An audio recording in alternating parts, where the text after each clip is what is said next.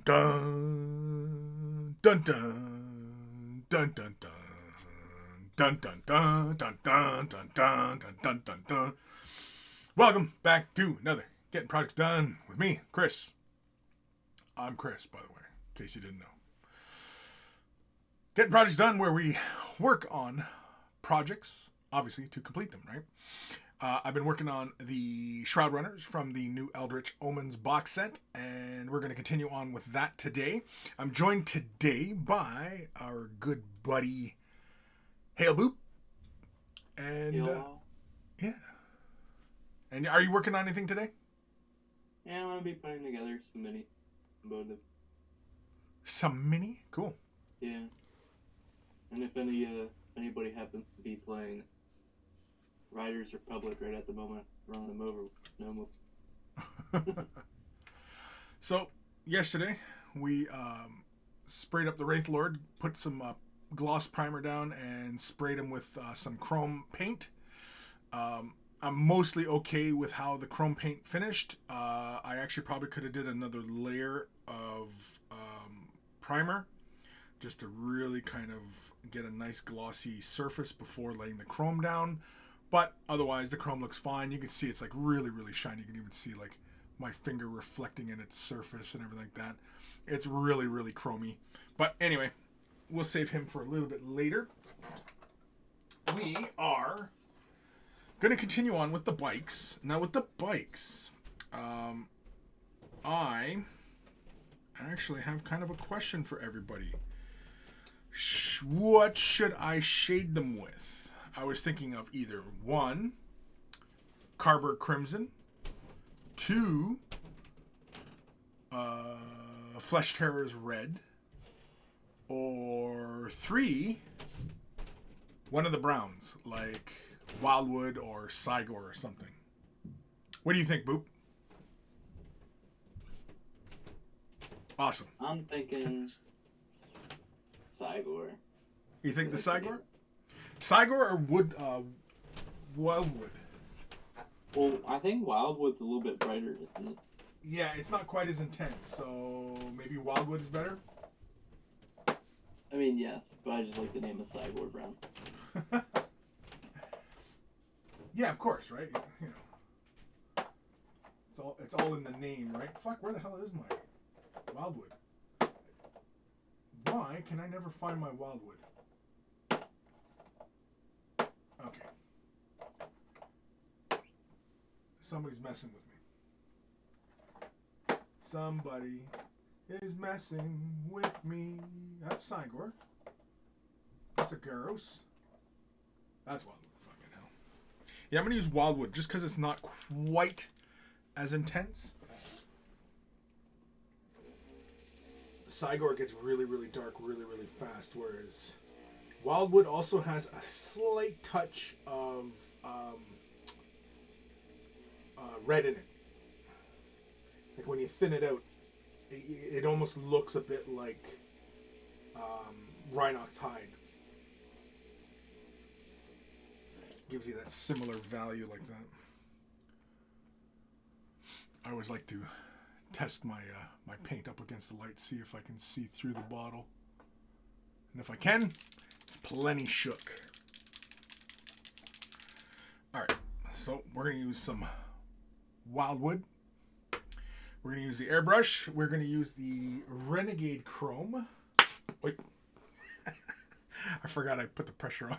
Did you hear that little pop? Yeah. That was the my little protector cap I always leave over the end of the brush, and it just shot right off. Anyway. I learned my lesson. Protector cap. What's that? So, I moved over the beginning of summer, and I had somebody move my airbrush for me, because I could not, at the time, move it. And they didn't put the cap on when they moved it, so my needle was all fucked up. Oh, that's shitty. That is shitty. Now, did you buy a replacement needle, or did you buy one of those sharpening tools? Oh, my needle was like fucking bent. Yeah, I mean, like my Patriot 105, the needle is like proper knackered, and I just straighten it if I ever ding it. The Renegade Chrome, I have replaced the needle because the Renegade Chrome has a very, very sharp needle. It's a very fine needle. Whereas the Patriot, I had to get a replacement so I could bend it back like it. Fuck. yeah, I mean, like if the deflection is more than say 5-10 degrees, then yeah, you got pretty much. Yeah, Got it. it was bent like a total like 90. I had to sit there and it was a struggle to get it like straight enough to even come out. Right. Yeah, that's a pain in the ass. Okay, so we're gonna grab some wildwood. I'm not gonna really bother. I think we're only gonna lay the shadows down with the airbrush, and then I think we're gonna move over to regular brush just to start picking out some spots. Yeah. So I don't think we need the airbrush all day today. Yeah. So wildwood. We're gonna do the shadows. We're gonna do Renegade Chrome. Squirt that out. I'm gonna use my dropper here just to put a couple drops into the brush instead of pouring. These really liquidy kind of paints, I don't really like pouring in. So just like that. That's probably too much, but that's okay. Then I just backfeed the eyedropper in my rinse water to clear out my eyedropper. And there we go. See? Nice and clear-ish. I mean, it's covered in schmutz, but, you know, whatever. What is my PSI? It looks like it's a little high. Yeah, it's a little bit high. Oh, no, it's all right. Yeah. I'm about 20 PSI. Sophie, hey, almost forgot the time. Yeah. Yeah. It is that time. All right. So, script. I'm getting a little tired of fighting with that thing. I think I'm going to lay it down inside the grill here. I'm going to try not to hit too much of the bike itself. It's actually quite a bit of space I missed here. That's okay.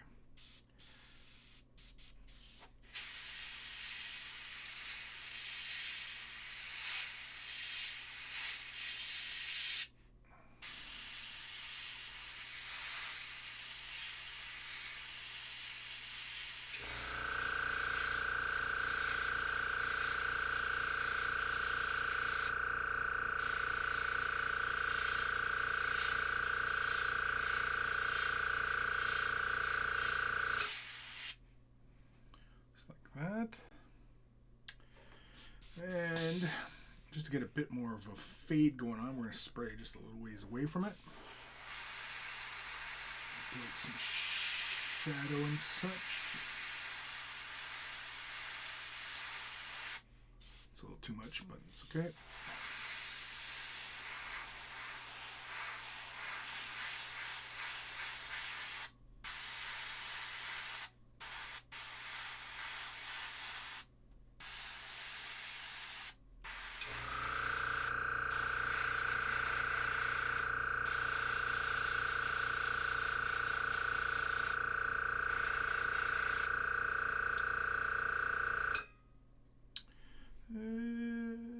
Let's do a little bit underneath.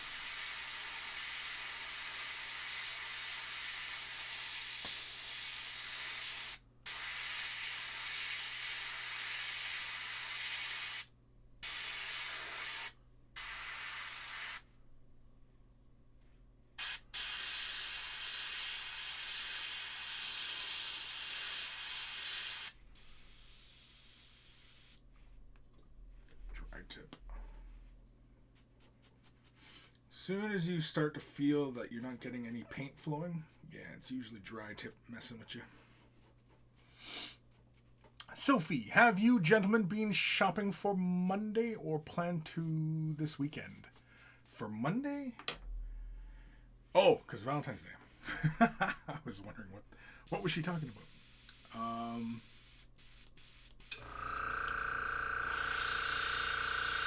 Actually, no, I don't have any plans.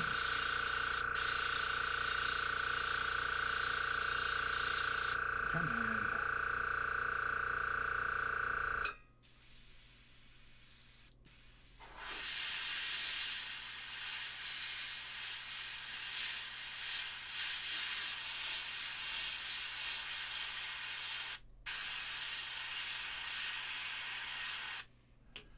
Piss off.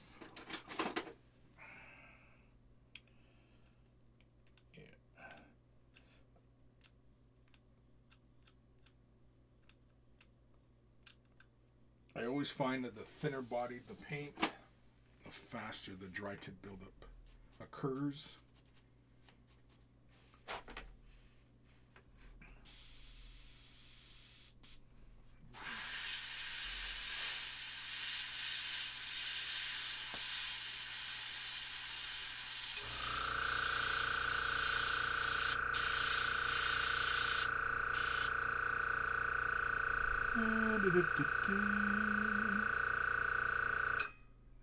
We'll spray a little bit in behind the cowl here.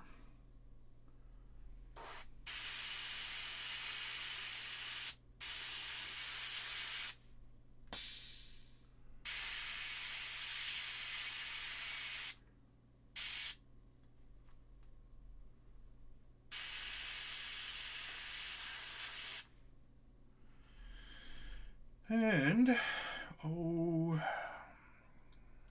yeah, spray inside this vent here.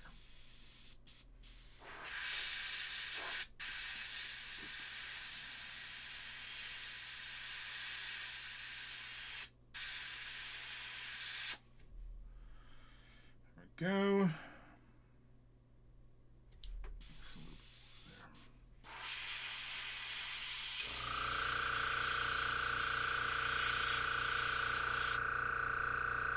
Go.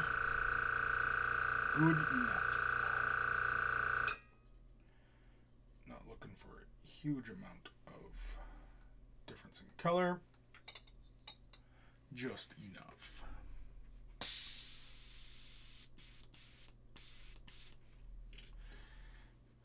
I don't know if you guys can see very well on the camera there, but you can see there's a big old boogie right at the end of the needle. A boogie.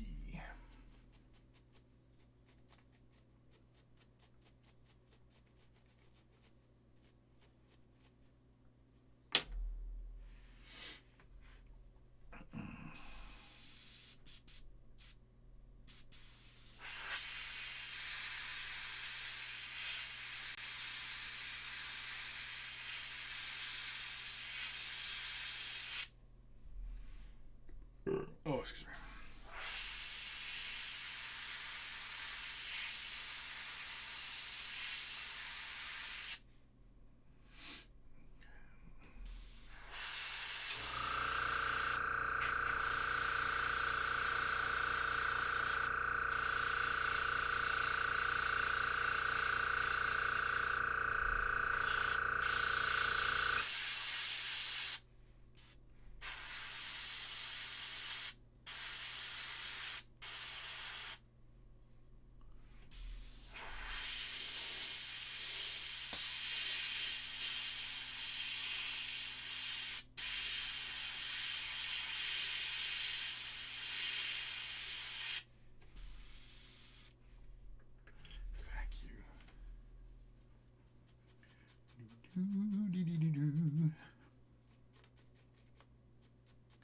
Still there, Boop? Yep. You're quiet. Yeah. Usually I can hear your frickin' bird going off. Oh, well, the noisy one is no longer with us. Like, gone or? She got old. Oh, yeah?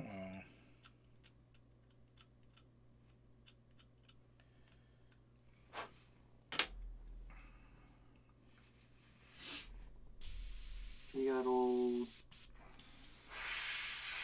last Tuesday. She got old.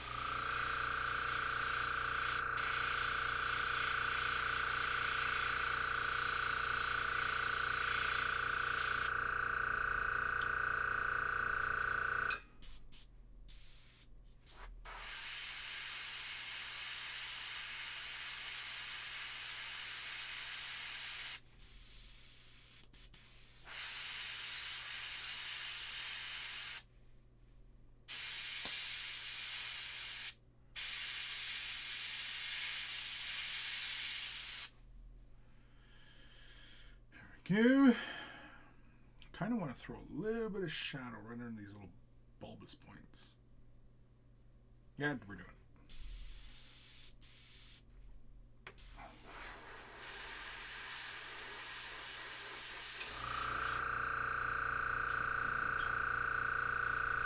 Probably a little too intense, but oh well.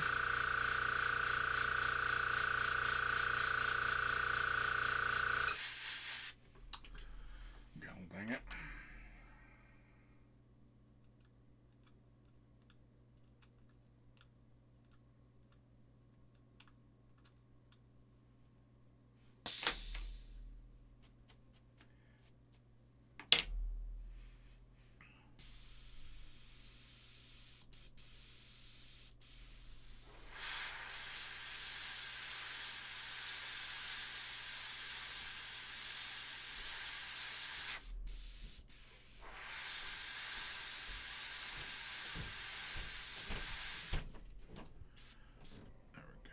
It's a little better on that side.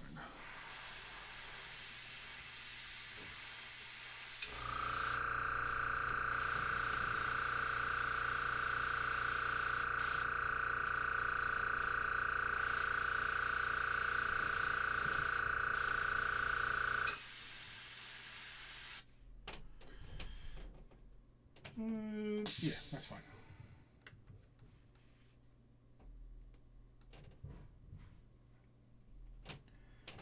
See if we can duplicate that on the other side here. Back off.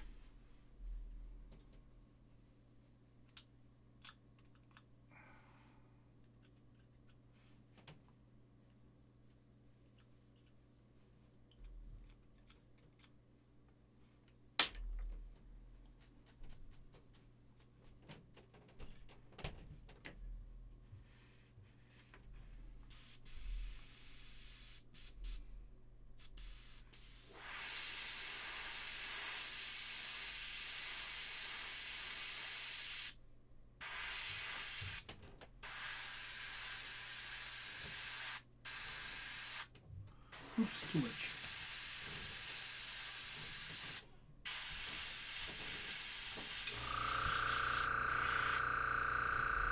That's okay.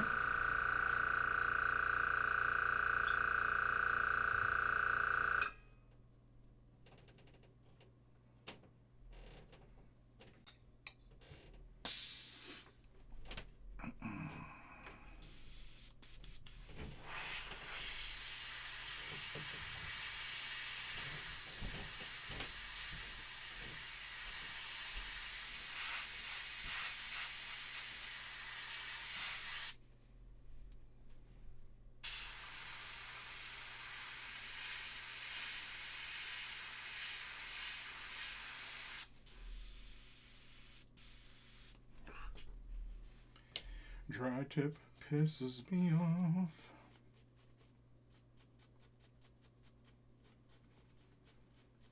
When I cleaned this yesterday, I really should have lubed it. It's one way of, mitigating the buildup of dry tip.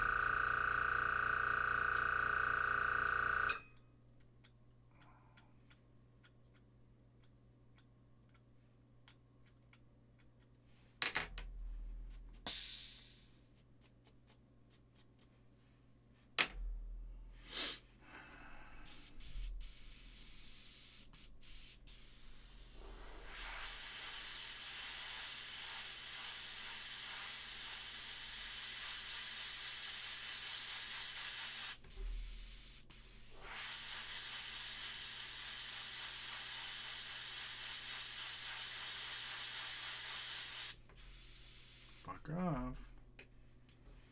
Okay, this shit start to piss me off.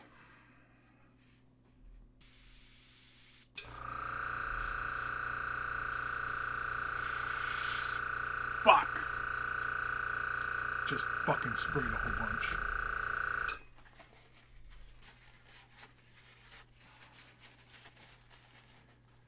Just left a fucking giant tide mark on it. Fuck! Fucked that up. Fucked it up.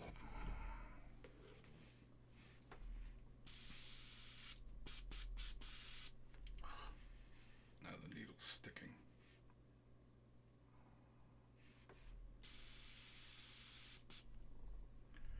Alright, I'm gonna put a little shadow down.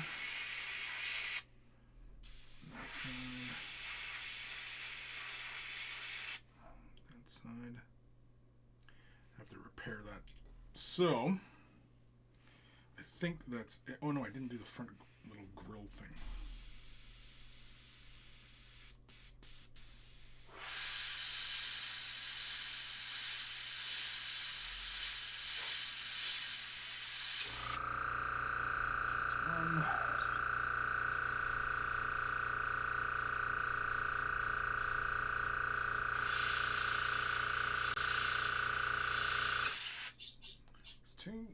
Okay. We're done farting around with the brown. Yes. Still have lots in here, so put the rest back in the pot. There we go. Wash that out.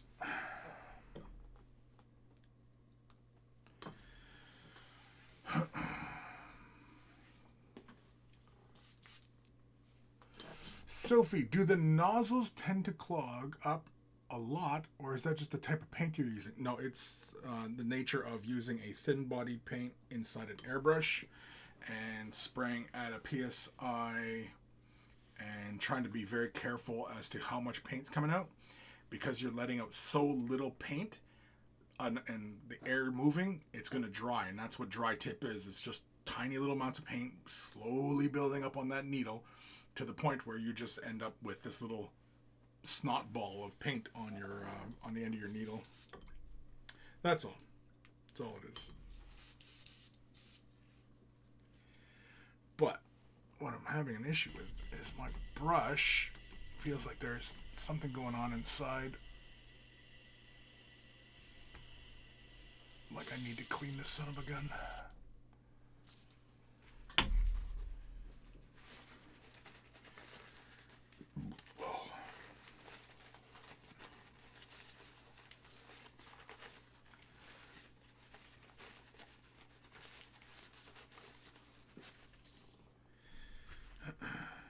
Yeah.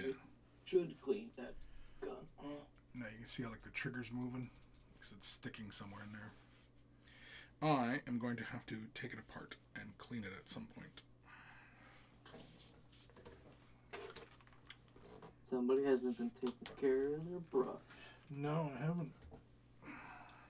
It's usually something I forget. That outro is a lie. It's not a lie.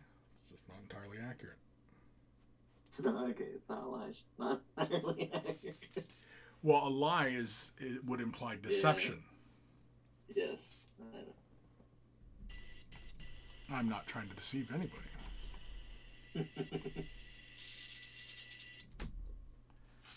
Right? Yeah.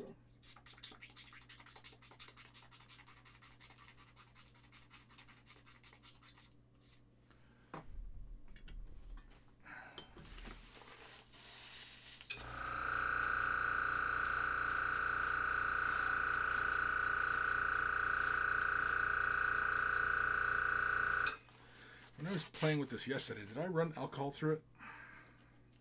Yeah, I did, didn't I? I gotta see what's going on here. I gotta take a time out here. I gotta see what's going on with my needle. Oh, for fuck's sakes, yeah, it's caked up with stuff. Here you can see. I don't know if you guys can see that in the wire very well. On camera, you can see how dirty the needle is. Right there is where it sits The cup is right around this area. That's the nozzle. And this is the rest of the body interior. But yeah, you can see it's a big buildup of paint on there. That's what's causing my needle to stick. So, I'm going to clean that off real fast. Actually, am I done? No, I got to fix what I did. Where's my juice? There it is. So I like using this stuff to relube my needle. Reg Dab from Badger. Okay. Paper towel. And let's grab just a little bit of alcohol. Since alcohol will work nice and fast. I'm going to use my ISO 99. Just a bit. Don't need much. When you get into airbrushing, holy shit, you get like a big collection of auxiliary materials and solutions and all these things.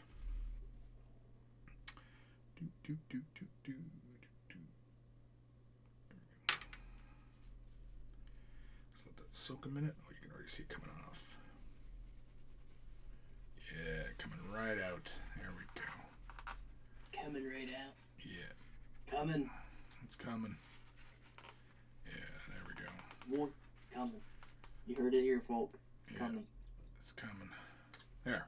So now the needle is nice and clean. So now we're going to put this right there. We'll put that over there. Let's grab a little bit of our Reg Dab. Essentially, it's just it's a lube. I think it's glycerin, I think is what typically the lube is used. Just a little bit. That's probably even too much on my finger there. And I just run it through. I run it through pretty much the majority of the needle. It doesn't really need to go all the way that far back. Really just about halfway is fine. But I always like to make sure I get the tip. And I turn the needle as I move it through my fingers as it's coating the needle. That way I can make sure I'm getting like the entire surface, right? That's it. And we'll put that back in the brush.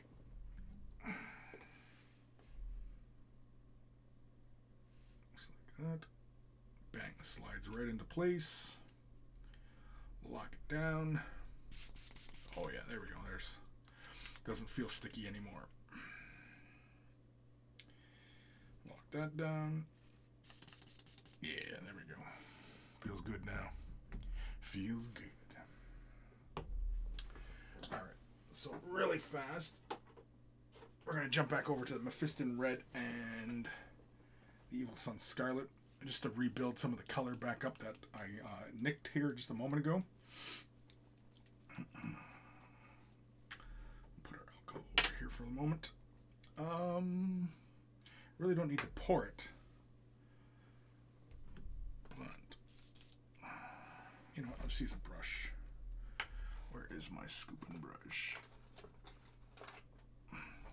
I always use these shade washing brushes, these Citadel ones, as my scooper brushes, just because they got nice long bristle length to them, and you know, they're pretty much like a number 2 or a number 3 watercolor brush.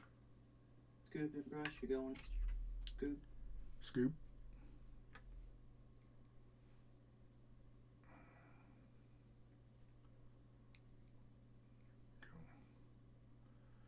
Shouldn't need any thinner. Although, yeah, screw it. Let's put a little drop, just a little bit of water in it, just to thin it down. Just one drop. That should be plenty good. Give that a quick little mix. Yeah, there we go. Yeah. Oh, yeah.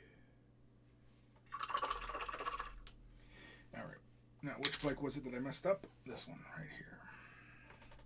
Yeah, you can see I hit the frickin' side of the bike there. Looks like scorching, but that wasn't the plan.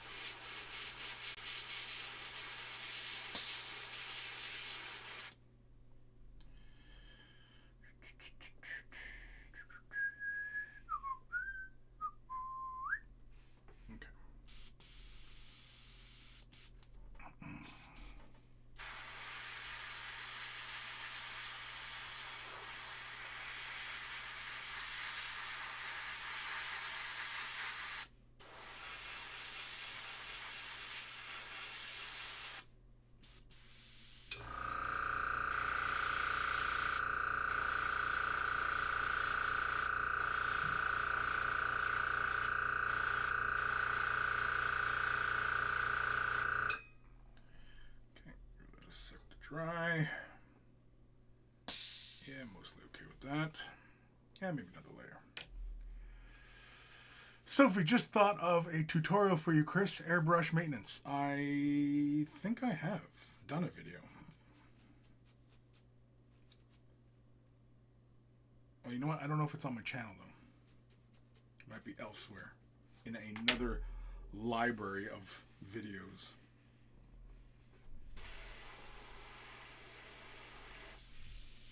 I'm just spraying the air at the miniature right now.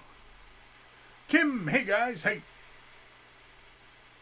That is a very specific thing and will be very different for every brand of airbrush because they all have different ways of picking them apart.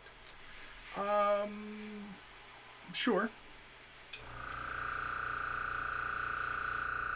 I mean, they're all basically nozzle assembly, body, airflow, trigger, locking, locking mechanism for the needle, cup. I mean, really, it's gravity fed or siphon fed. I mean, essentially, all the mechanics are pretty much the same in most airbrushes. I mean, they all work on, well, I shouldn't say they all, but like most gravity fed work under the same principle, as well as like all siphon fed work on the same principle.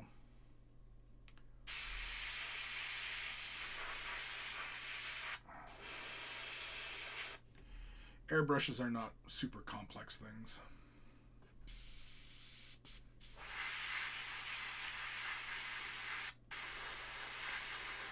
It's a bit much there.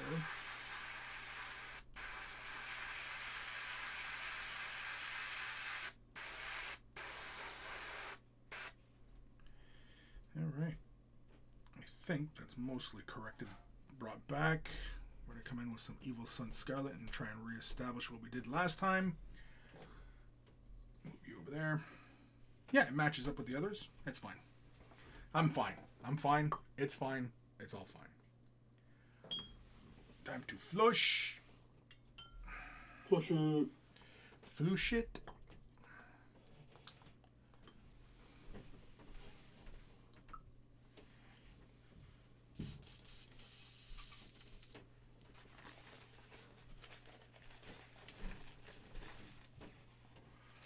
Do do do do do do do do.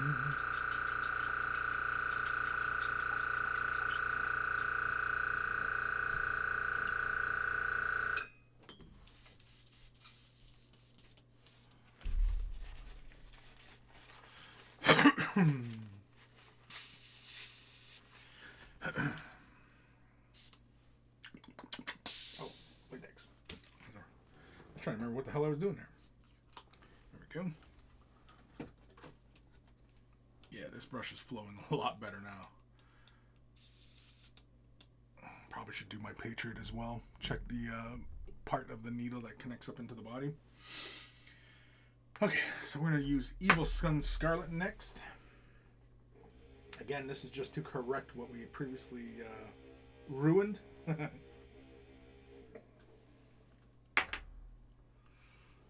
Bum bum bum bum bum bum bum bum. Yeah. Oh, for fuck's sakes.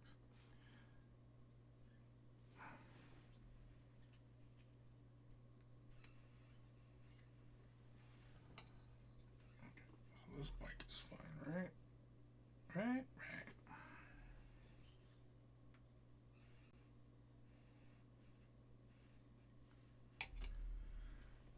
This bike that is we're working on. Beep beep boop beep beep. I am painting hair on wolf pelts. Cool. Sweet.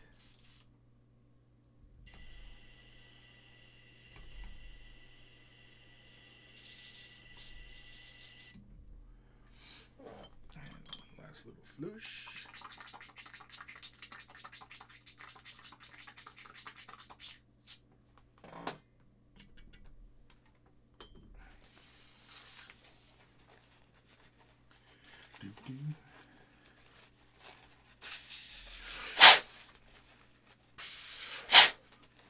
Okay. So, let's grab some red. Some Evil Scarlet. Slap that in the brush. There we go. We really do not need this much, but whatever. Alright. Use a drop of water. Just one drop will do. Just like that. That's it. Give it a little mix-a-boo. I'm just using this brush here. Again, like I said, this brush, these Citadel shade washing brushes, yeah, they get a lot of dirty work.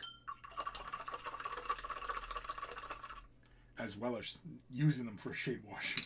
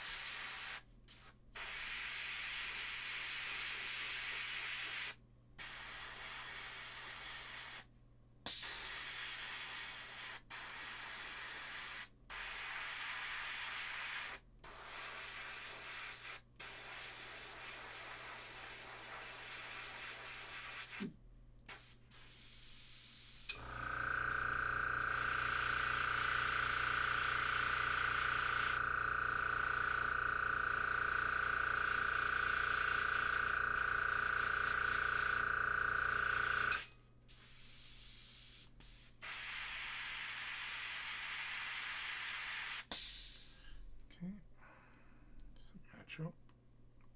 Not yet. Looking better though. Doesn't look like the train wreck it did a moment ago.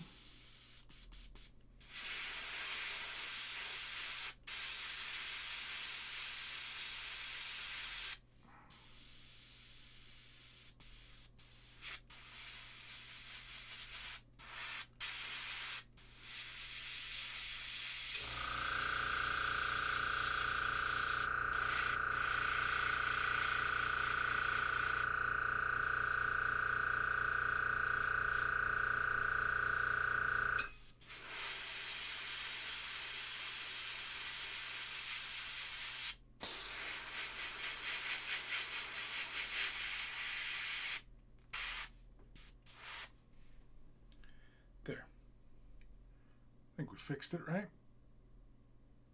Looks okay now. Good enough. Oh wait, no, I didn't do it at the back here. I sprayed too much down here at the back.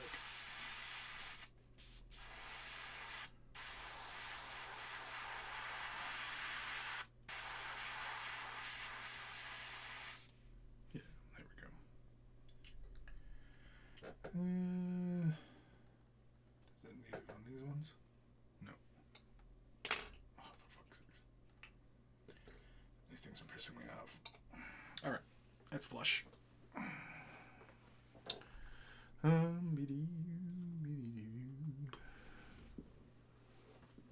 Sophie, painting space walls or Age of Sigmar miniatures. Kim. Oh.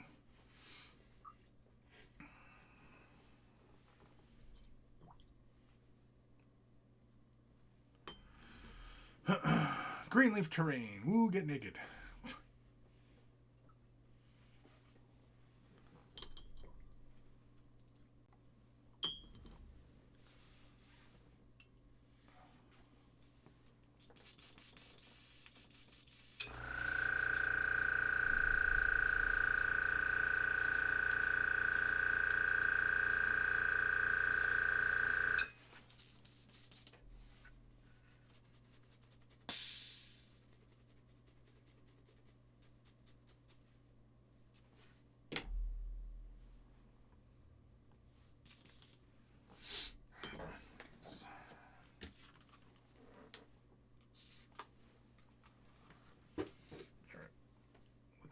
For a moment. Amen. There we go. Have a sip of my tea. What am I drinking? I'm drinking Earl Grey. Bag in, neat. That's what I'm drinking. Mhm. Sophie, nice mini is Raducar? Raducar? I don't know who that is. Oh, Raducar from Curse Oh. City. Oh. Yeah.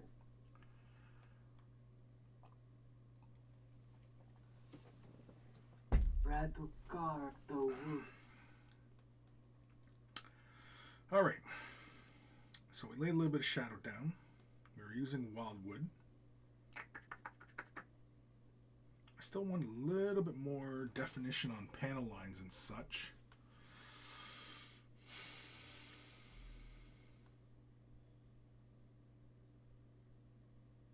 Part of my brain is telling me to seal these models and then apply the shade wash.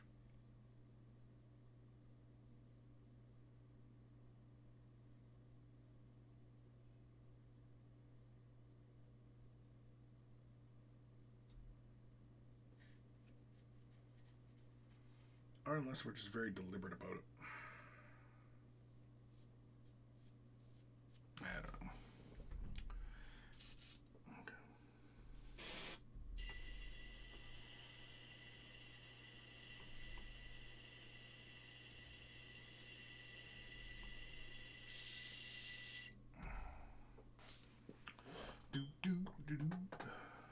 Greenleaf. Meat tea sound nasty. Meat tea? What's meat tea?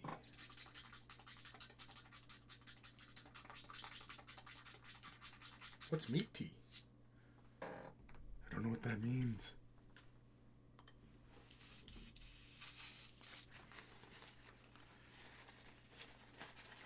Sophie, did you ask the kettle for tea earlier? Gray, hot? Get a kettle, Earl Grey, hot? Yeah. No. I should have, though. You know, this is going to sound super nerdy, but, I am a super nerd. I actually never tried Earl Grey until I was like 20, 21, somewhere around that. And it was only because, I was watching Captain Picard drink it all the fucking time. And I was like, all right, well, I got to know what Earl Grey tastes like. Because I never really drank tea much back in the day. It's not until I, was diagnosed and what have you that I started drinking more tea. And, yeah, I found that, even regular orange pico, I can't drink it straight. I need just a little bit something to take the bitterness out. But Earl Grey, for whatever reason, you can drink that straight with the bag in. And it's good to the last drop. And, yeah, I don't know. I like Earl Grey. It's good stuff. But, yeah, I did start drinking Earl Grey because of Captain Picard. Well, I tasted it way back in the day. Okay. What's that? Said you fucking nerd. Well, I just said, yeah, I'm a super fucking nerd. I know. I've been saying that all fucking week, man. Giant fucking nerd. Couldn't I say? Giant fucking fuck. Do you think I should seal these before I put the shade wash on? I don't, but I don't know. I typically don't before I wash stuff.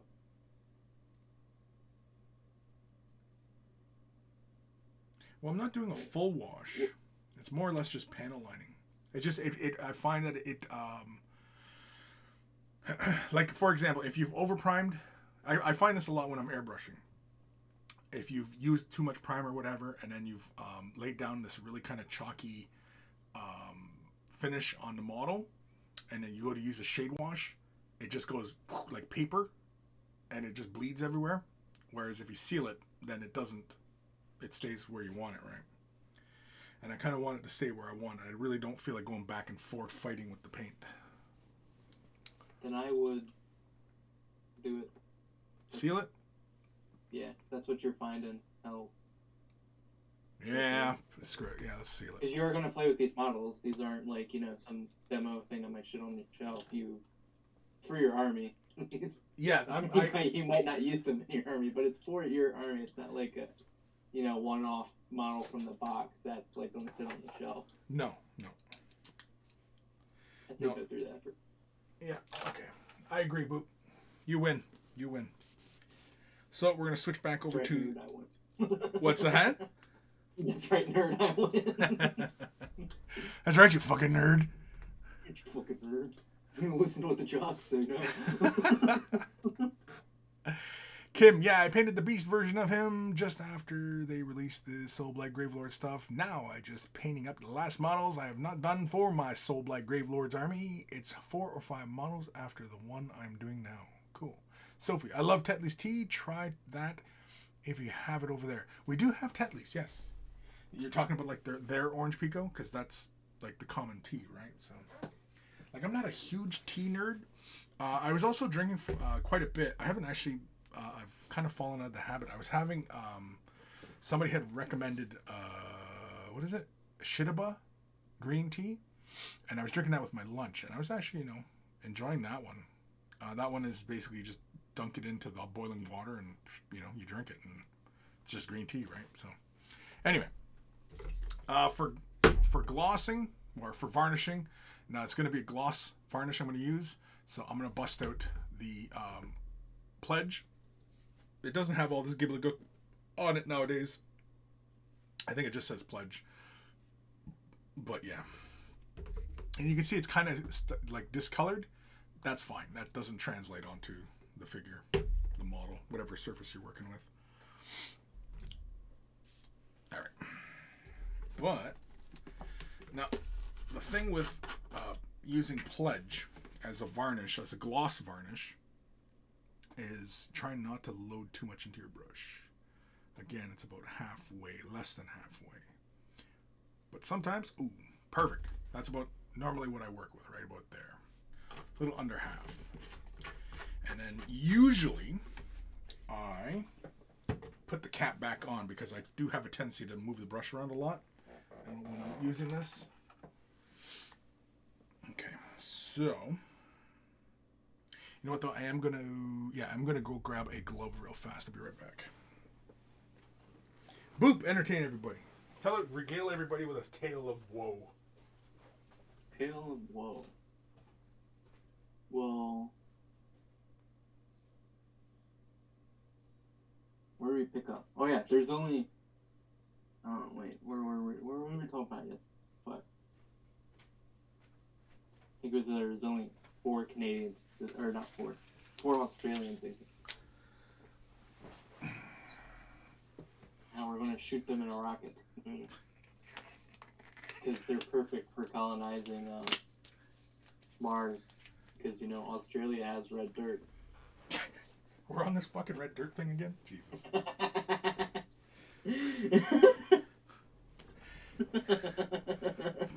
Good God, man. Good God, man. Yeah, come on. There are more Norwegians than there are Australians. There's only 4 Australians. Australians? Alright. You know what? Since we have the varnish out too, I'm going to do the wraithlord as well. You know what? I'm going to do the wraithlord first. Or put on a layer first. This process takes me a little while. Laying out gradual varnish. Build up a nice sheen. Usually whenever I gloss a surface. So for all of you at home, now typically this is what I do when I am working with this chrome paint, is I do tend to seal it, just because sometimes dependent upon what kind of clear colors I'll use afterwards, sometimes they do act funny. And this is an enamel based paint. This is rock solid now. But sometimes when you're using like other water-based acrylics and then you're trying out other paints on top of it, it can really kind of mess things up. So, yeah, I am a big fan of varnished layers between layers, especially when you're building up effects and such.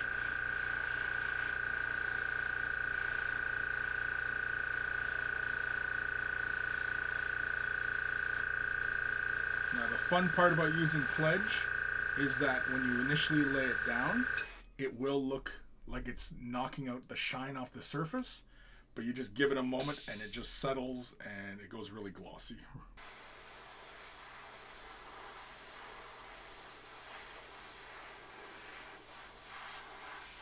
And again, I'm not looking to build up a super heavy layer onto the surface. I'm just looking to protect this initial layer. That's the whole point of this gloss layer.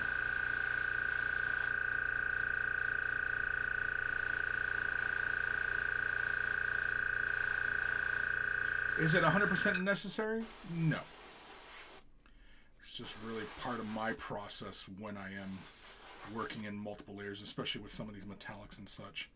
But you can see, like on the head, it was pretty matte looking at first, and you should be able to see the light start to play off the surface. But anyway, that's the first layer. It'll get probably 2, maybe 3 layers, just to smooth out the surface. With this, though, this should go by pretty fast. So you can see how it looks really, really matte right now, right? You can still see like some of the contrast paint, it probably starts to throw a shine on it. So the whole model is going to get really shiny, but I'm fine with that. They're going to end up looking shiny when I'm done with these anyway. Although maybe I should go with matte, just because these are like stealthy scout units. Make them look different than my other jet bikes, because my other jet bikes are shiny.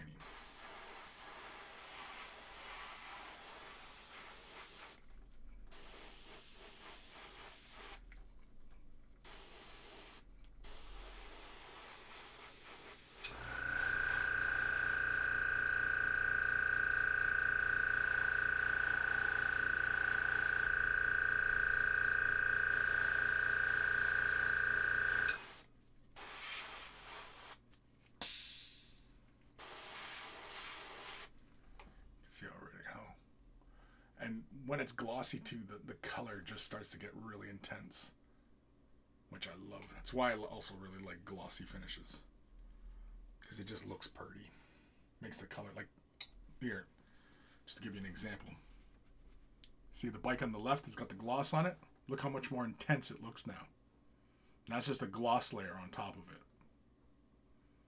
right? So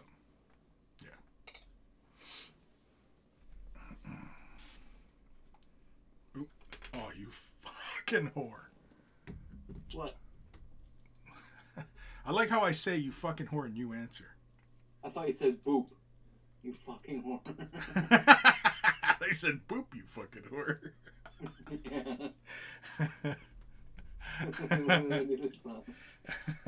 Fuck you. Oh, man, sometimes these fucking little pegs piss me off.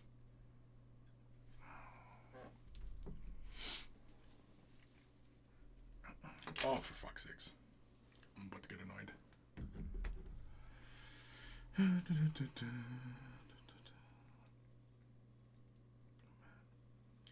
Yeah, it's too much of a gap. Might be my fault. I might have cleared too much away from where it mounts up. Oh, you cack. Oh, I'm gonna super glue this in a sec. Hold on. Let me use my little trick here. I like to do. I use a bit of Ard coat. Ard coat. Slap it on, and then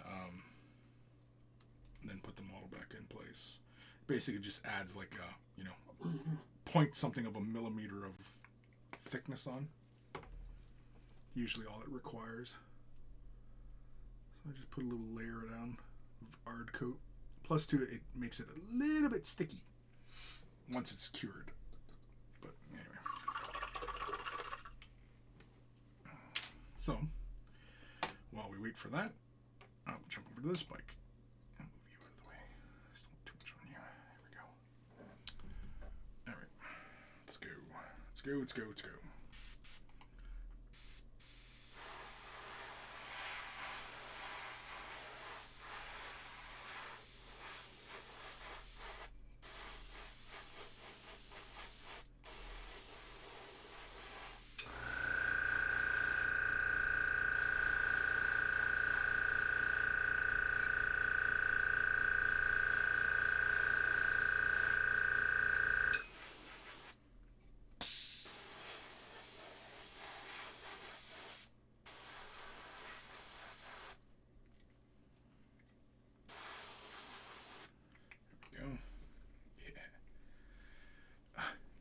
It's hard. It's hard not to leave it in a glossier state.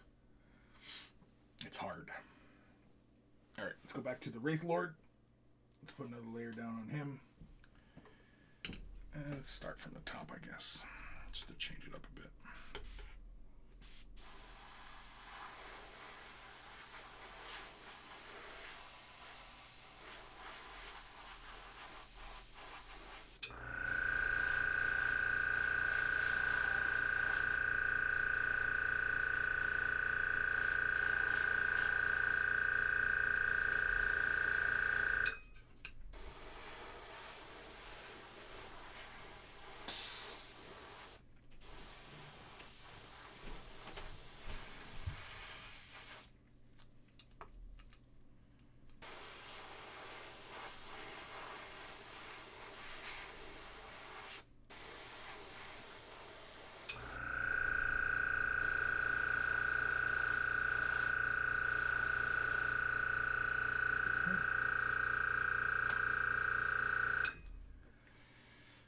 Let's see if this guy's ready to get varnished. Nope. So let's hair dry it. Where's my hair dryer? Oh, for fuck's sake. Too many damn cords and shit.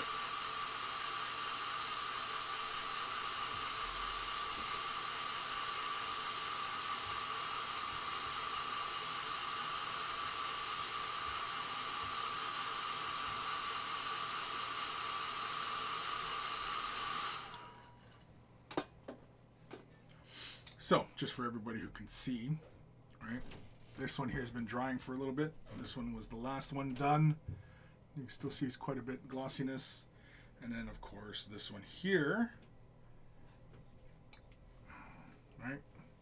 So you can see the big difference in how they look as far as finishes are concerned, which is why I like a glossier Eldar Samhan, because it looks so damn bright, right? Look how rich that red looks. Like, it's the same red. It's Mephiston red with Evil Sun Scarlet. That's it. Oh, and we knocked it down a bit with Wildwood. But, like, you can see the color difference, right?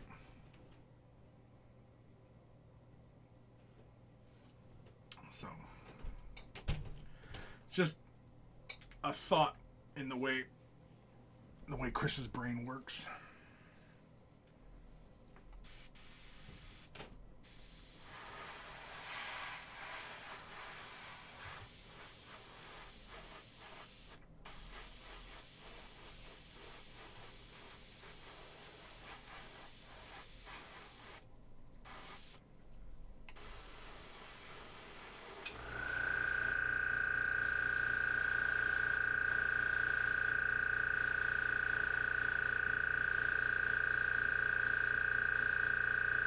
Okay, that's that.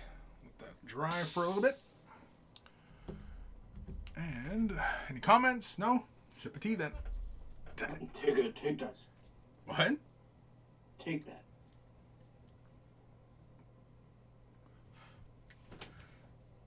When you're playing with Pledge through your airbrush, you probably also should wear your mask, at least a dust mask, because it does get a little cloudy, especially if you're spraying at a higher PSI.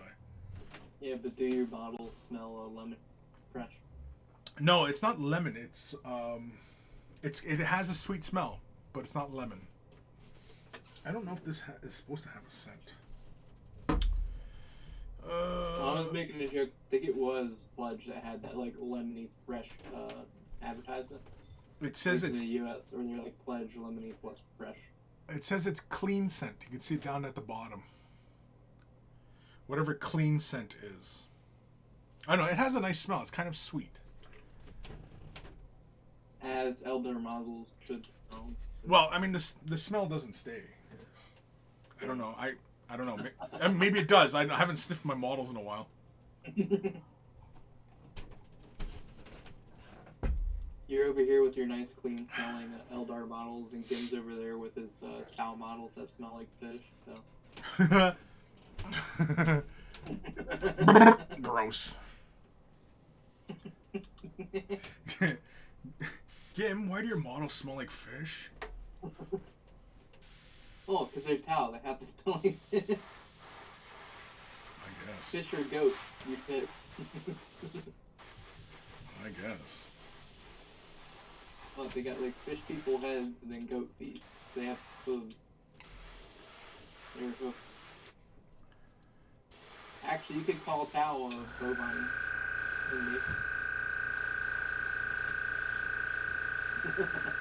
I say this as an actual like Tau model. I just like making fun of this Tau too. Especially because Gimel gets them all. So. I was surprised they're not really new Pathfinders, but the Pathfinders that came in Kill Team, I was able to find some for not a lot of money. Somebody didn't want their Tau from that box. Oh, really? Yeah. I was like, on an off chance, because Shadow Sun was sold out, and I was like, oh, I'll buy Dark Strider and a couple of the models that are going to be taken out of rotation. So I bought like Pedro and stuff. And I was like, well, Dark Strider needs some like Pathfinders to go with. So I went on eBay and I looked it up. It's like, oh wow, this guy, whoever's selling this, does not want their Pathfinder. Wow.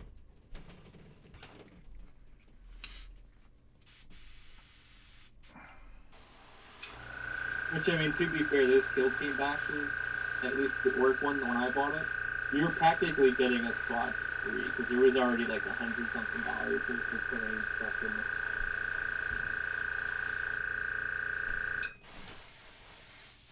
Everybody knows GW.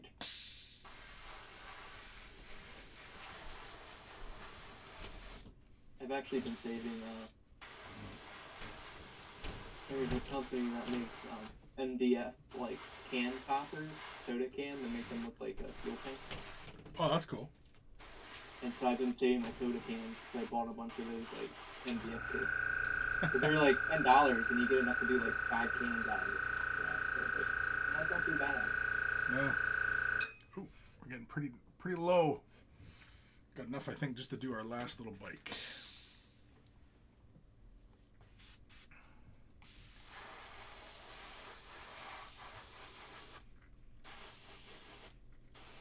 Shouldn't make fun of Tau, because I actually like Tau, but I'll continue with Because you're just like I like Eldar, but I'll make fun of Samo. That doesn't make any fucking sense. What? Tell me. Both ways better. Is it? Is it? Yeah. I mean, if you like elves who hang out, in the Eye Terror, sure. I guess. Yeah, that's where the cool kids are. We're like the skateboarder elves, because they wear black. Yep, there we go. They wear black and they like to be, the edgy cool place. Not to be confused with the actual edgy elves, Dark Eldar. What? Okay, so we done with that for the moment. That was the first one, second one, and the first one. I'm sure Eldrad smokes pot and shreds the gnar. Does he? Just because he's a cool mofo or what? Yeah, is that cool? Sophie, is that big ep122 8 and the box set, or did you get it separately? I don't even know what that meant. Big ep122 8 and... I sound like I'm having a stroke when I say that. I don't understand, Sophie. I'm afraid. Okay, English people sound like they have a stroke when they talk too, so... Yeah. Kim, that would be more the right smells for candles they make. The Tau one fish smell, the Slanesh one is SM sweet like crotch. Jesus. The Tyranids is the smell of a bunch of crushed up moldy mealworms. Jeez. Astra Militarum is the one with the military socks that has never been washed. Smell gross. Sweaty socks are gunpowder, which somebody who shoots a lot, gunpowder doesn't smell good. It actually stinks quite a bit. It's a sulfury smell. I actually kind of like the smell of gunpowder. Yeah, for a little bit, and then you shoot a bunch, and you're just like, oh my god, it smells like somebody like fucking farted. Yeah.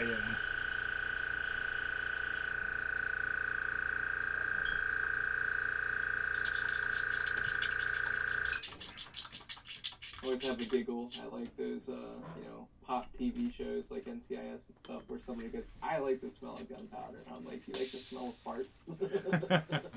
Yeah. Because for those who don't shoot in the,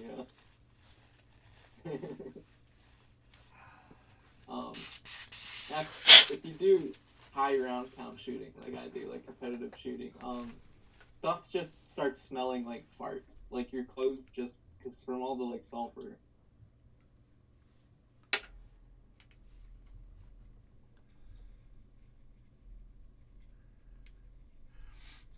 After using Pledge, I highly, highly recommend you do a thorough cleaning before you do anything else. It's Pledge. Yeah, with Pledge. Just because, in my experience, that if you don't properly or thoroughly clean, it'll gum up your brush and your brush will stick next time you use it.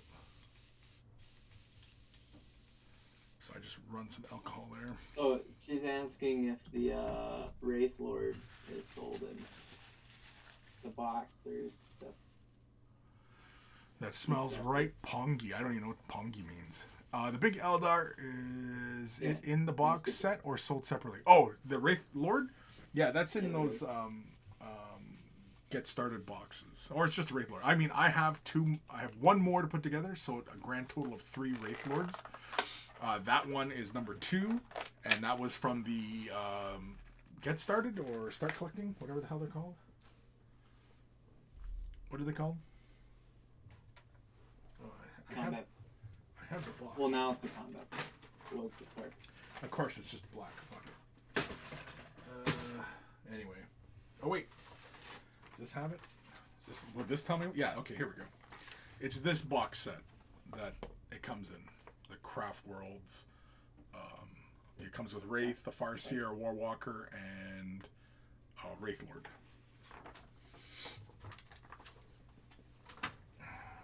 Alright.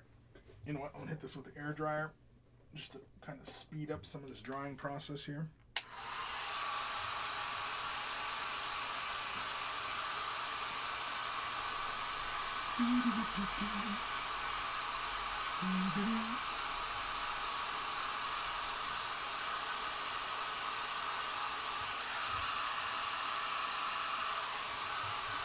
Oh shit, I got a bunch of Wraith Guard to do too. Damn it! I got a whole bunch of models to do.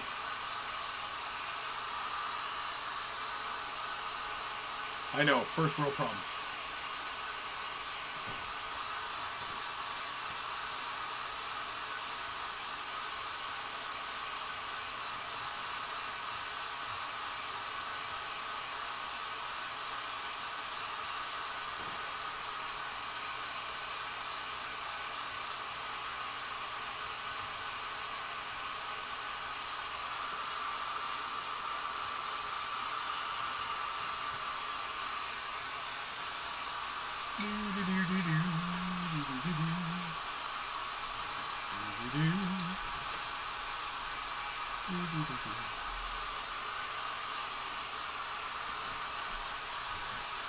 I did order the last of my Krieg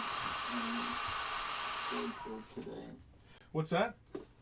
I did order the last of the bulk of my Krieg army forge roll today. Oh yeah, that's cool.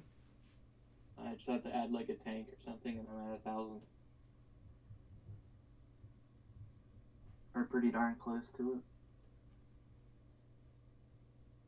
Because that's, the prices are going. Yeah. Yeah, they just put out an announcement today that some shit is going away. Apparently, I had no idea that Games Workshop, apparently with their Lord of the Rings range, they'll have it. Yeah, they rotate. They rotate out, yeah. I had no idea.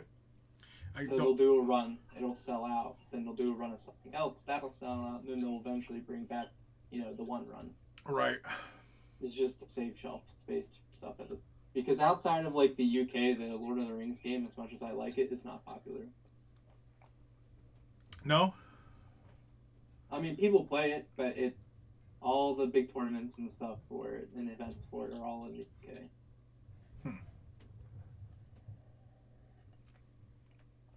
I mean, I like Lord of the Rings, but not enough that I wanted to play the tabletop version of it. I like the tabletop. Yeah, I mean, like I've never tried it, so I can't say it's a good thing or a bad thing. Yeah, but I've never really been like, oh man, I really got to play that, So in combination, right?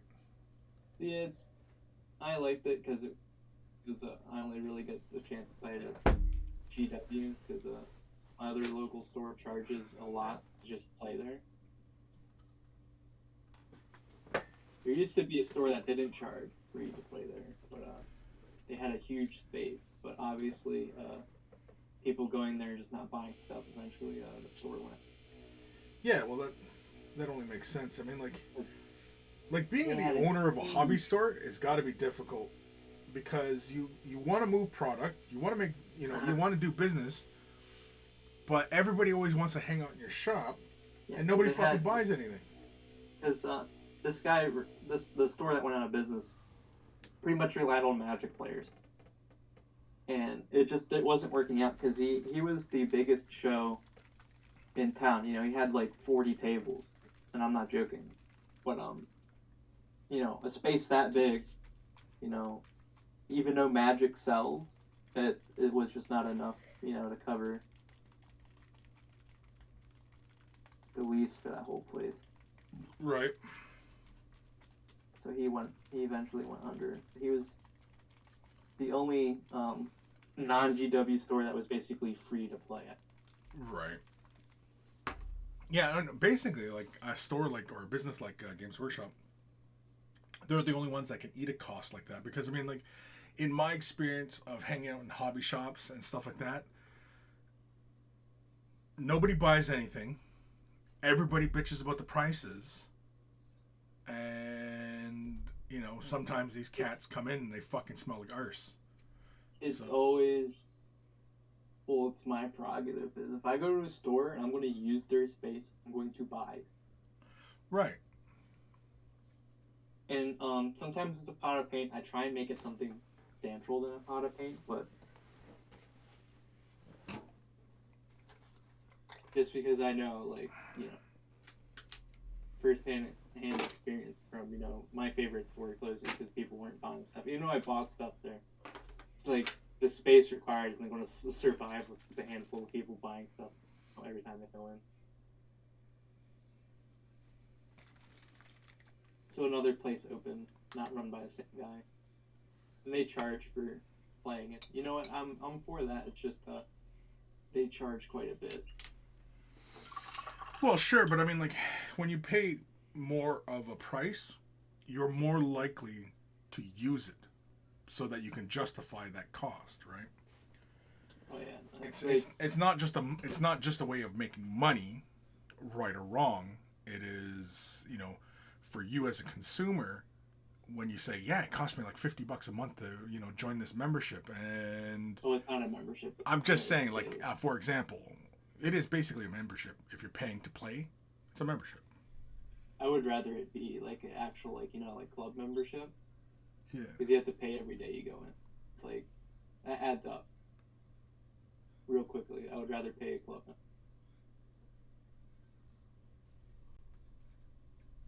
There we go. Yeah. So that's the reason why I really want to seal this, so I can lay the wash down and with my finger wipe the excess away. Just so I can confidently do that without fucking up my paint job.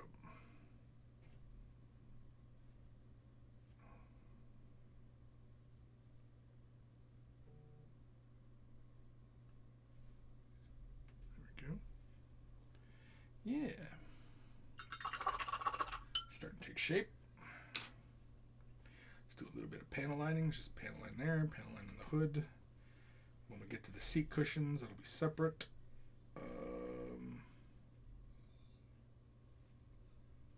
Yeah, that's pretty much all it needs.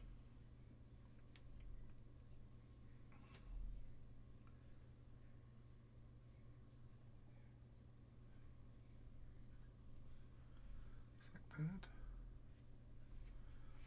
So I'm using Carbo Crimson because I don't want it to shift down too far from red.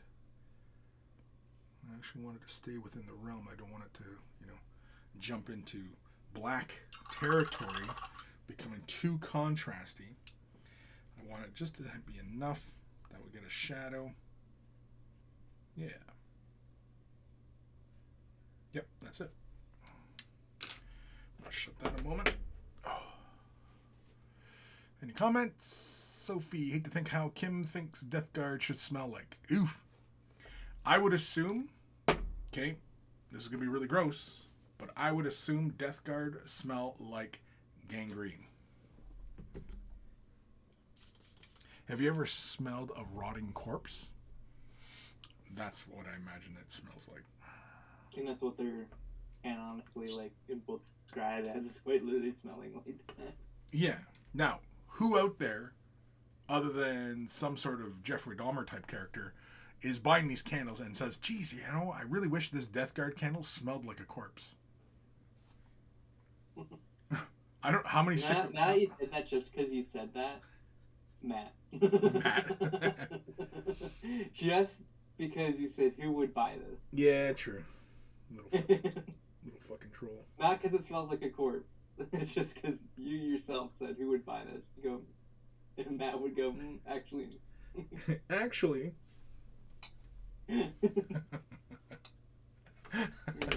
Fucking Matt. That's how you and Matt work. You'll say something and the other one has to be contrarian. Oh. Oh, frick. I just pulled off.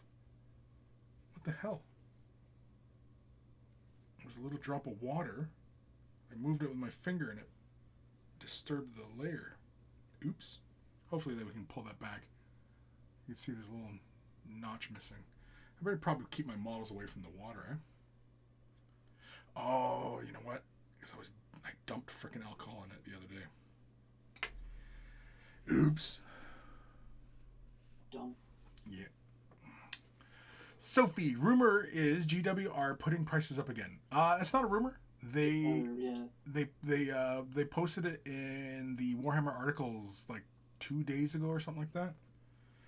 And today they just had an article about they're going to start rotating their product. So, yeah, a bunch of Space Marine stuff is going to get yanked from the shelves. It'll go into the vaults for a little bit, and then I guess whenever demand increases, they'll put out another bunch of Space Marines. So if you want a Lysander or Pedro or Brother Corbulo, you have until the 7th.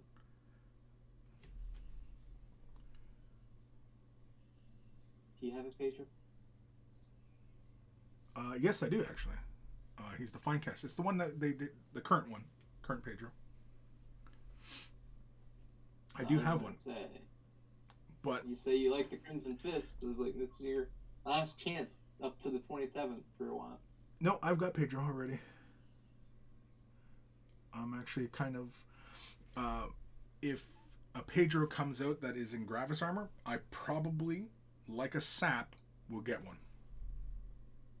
Oh. At least for a while. But, I mean, with all this Eldar stuff coming out, it's going to be a while before I'd even get to something like that. All I was saying it's probably going to be a while till the new Pedro is out. Yeah. Well, I don't know. I mean, Pedro could come out next month. Who knows, right? Maybe there's somebody in G-Dubs going, you know what? We've been talking too much Eldar these days. Let's hit them with some Space Marines. Yeah. Me personally, I don't think they'll do it for a while. And that's only because they haven't done it. Yeah. Alright. So those two. Ready to go. One more. Kim, when I was a kid, like 17 years old me and a friend found his dad dead on the floor of the apartment after laying in a pool of blood and puke for a week. I bet Death Guard smells like that. Oh yeah. It's a smell I never forget. Nope. If you've ever smelt a dead body, you never forget that smell. I used to work in a hospital, and sometimes I'd have to move bodies and stuff. Not rotten corpses or anything like that, just, you know, dead bodies in the bags, everything like that. But yeah, the morgue always smelled like fucking... Fuck, I don't even know what that smell is. It's not like total death, but it's death. Sophie, in the UK shops, they tend to just have what's popular in stock, order online for everything else. Yeah, pretty much. Yeah. I mean, if you're, you know, in a rush to get something, I mean, they, again, like I said, they posted it in the article today. I mean, I don't know who out there is like, oh, I gotta get that. I gotta hurry up and get on that right now, right? I mean, I was, but that's only because I want some of those characters to paint.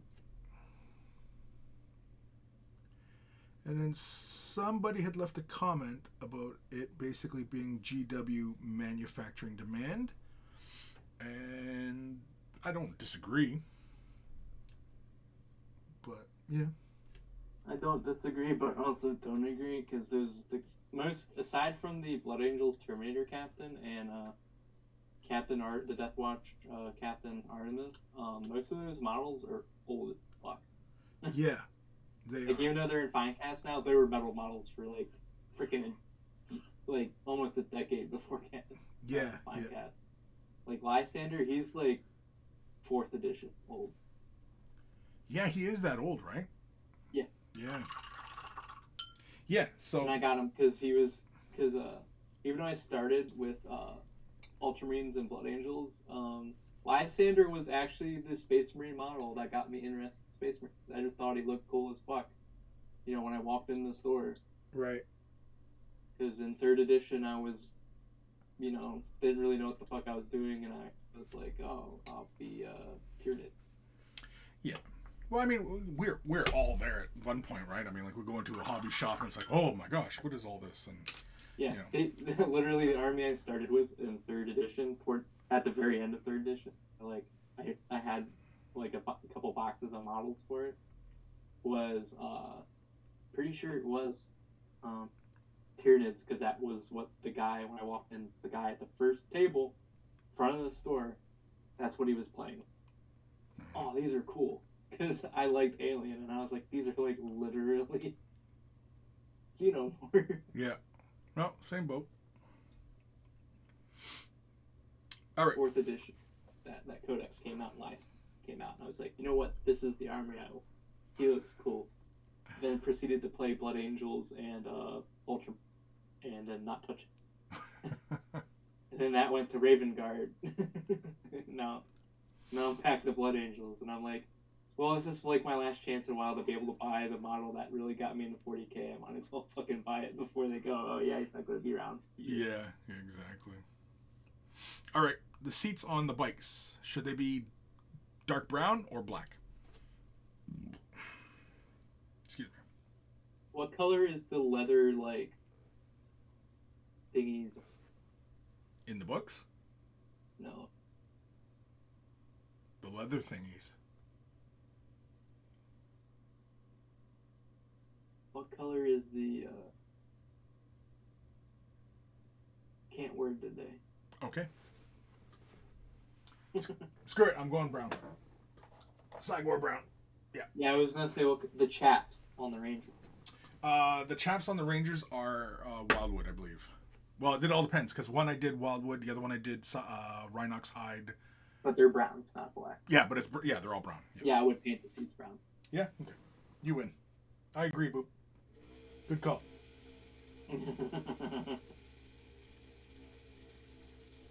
Now, pink. Pink? Like, hot pink. Yeah, I don't know about that one. Oh, damn. I was getting you on all the other ones. I mean, find my luck. hot pink on the seats wouldn't be bad. I mean, like, you No, know... I meant the bikes. Oh, the bikes? Oh, if they were hot pink, I would do, like, big daisies. Like, on the hood. Like, little daisies here and there. Like the hippie daisies. Yeah. Alright, let's go back to the first bike here. God dang hippies. Goddamn hippies. Good. You know what, I'm Hippies and their hash brownies. They're not even made of hash browns. This is also another reason why I like to seal them before, because that way I can handle them, and I don't feel bad about handling them, as opposed to if they're not sealed.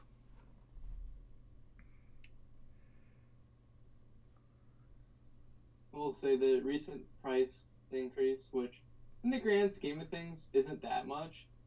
I mean, it's like, okay, if I'm buying multiple kits, it's a lot, but and the them now putting older. I'm gonna guess the rotations are gonna be for older models. I would assume.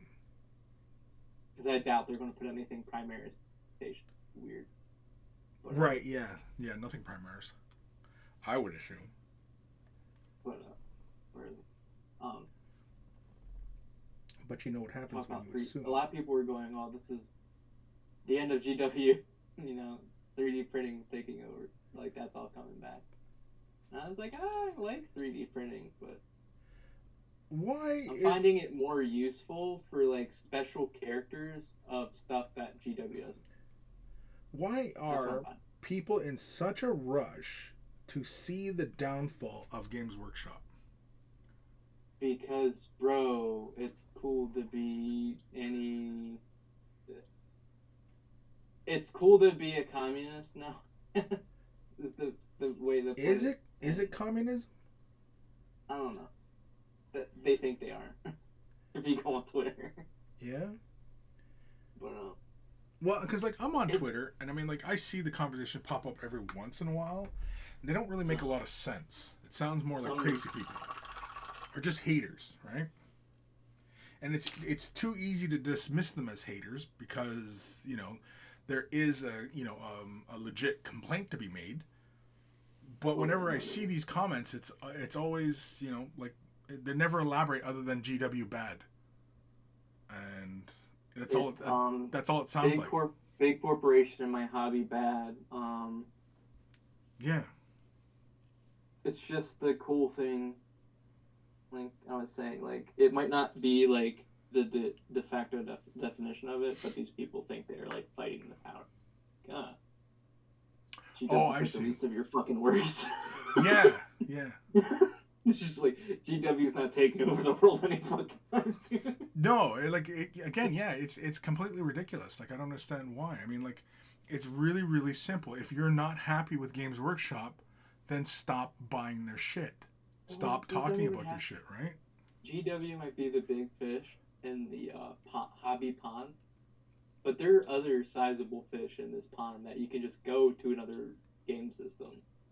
Sure, it might not be a one-to-one aesthetics, but there are other games out there that get pretty freaking close. So, if you like your big power armored, space dude, there are tons of other games that have big power armored space dudes. Yeah. Why not just go and do that? If GW bad, just then go do something else. Instead of sitting there whining and complaining about the prices and, they're doing this and that, and it's all a money grab. And I hear that one a lot too. It's a cash grab. It's always a cash grab. It's a business. Every business does cash grabs. That's this capitalist market. It's all about the cash. So I don't understand why, what people do what world do people live in that any business out there isn't out there to make money, right? It doesn't make a lot of sense, this kind of thinking. And so, which is why I ask, because, I wish to better understand, because, maybe they're right. Maybe they're onto something. I don't know. But from where I'm sitting right now, they sound like crazy people. Record profits, but they're, increasing prices yet. It's it's because they can. Well, sure. Look at Microsoft. They think their product is worth more than they think their product is worth. It's amazing how a company like Microsoft dominates the computer world. Yeah.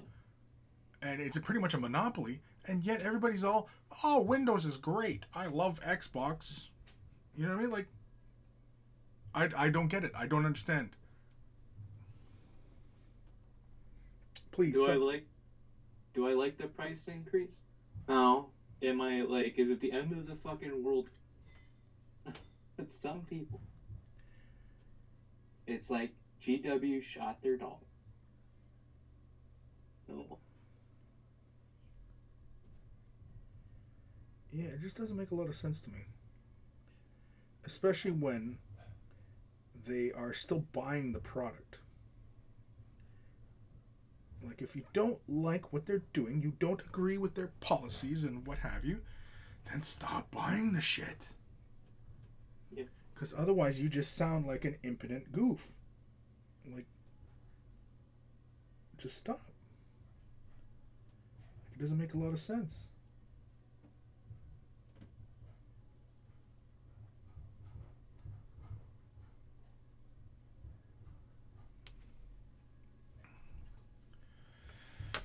Where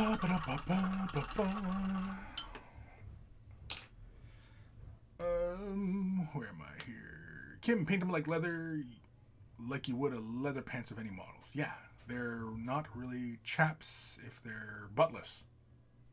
I don't know if on the riders they want. Chaps, yeah. Did you know all chaps are ass? Are all chaps are assless? Yes. So then, can you deliberately get ass chaps? No, they don't. That'd be leather pants. Oh. Weaversburg. They don't want a solution. They just want a wine. Yeah, that's what it seems like sometimes. Now, I'm trying not to be too dismissive of people's opinion, Yeah, because some of the opinions are valid, but it feels like a lot of it's just people like jumping off the be angry. Yeah, you know what I mean? Like the GW hate wagon. And, you know, again, like, if you don't like Games Workshop and their products, then stop interacting with it. Stop buying it. Stop talking about it. Like, walk away. You'll probably be happier if you did that. Like, I don't know. I just don't get it. I don't get it. That's what I told some of the monkeys a while back when GW updated their copyright policy and like fan stuff. And I was like, if you don't like it, quite literally, don't 3D print. Just don't play the game. Don't do anything related to the hobby. Because even if you 3D print or, go to other places for your models, if you're still playing the game, you're still promoting the game. Yeah, yeah. And even even being a hater, that still draws attention to it and draws more people in, and because you're still talking about it. That's why that if you truly hate it, then you walk away from it. You don't spend any more money on it. You don't talk about it. You don't interact. You don't look at it. It's gone. It's dead to you. That's when you truly have moved past it, right? But to constantly keep whining and, you know what I mean, and belly aching, and you're still buying, the latest sets, and these box sets are just too damn expensive. Well, then don't buy it, right? Like, I don't understand the thinking.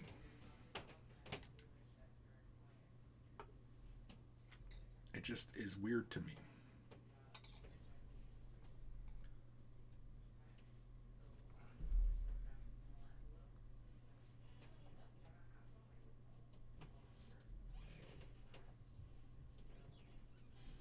I actually stuck to my gun. I thought the price of the new box set versus what you get in it was just a little too much. It's like, I'm not even going to buy it. I didn't buy it. Yeah. If you don't see any value in it, then you don't buy it, right? But I mean, belly aching, going all different forums and videos and talking about don't buy games, you know what I mean? And all you're doing is just spreading more awareness of it. Like, all you're doing is helping the company that you claim to despise. Like, it's ridiculous.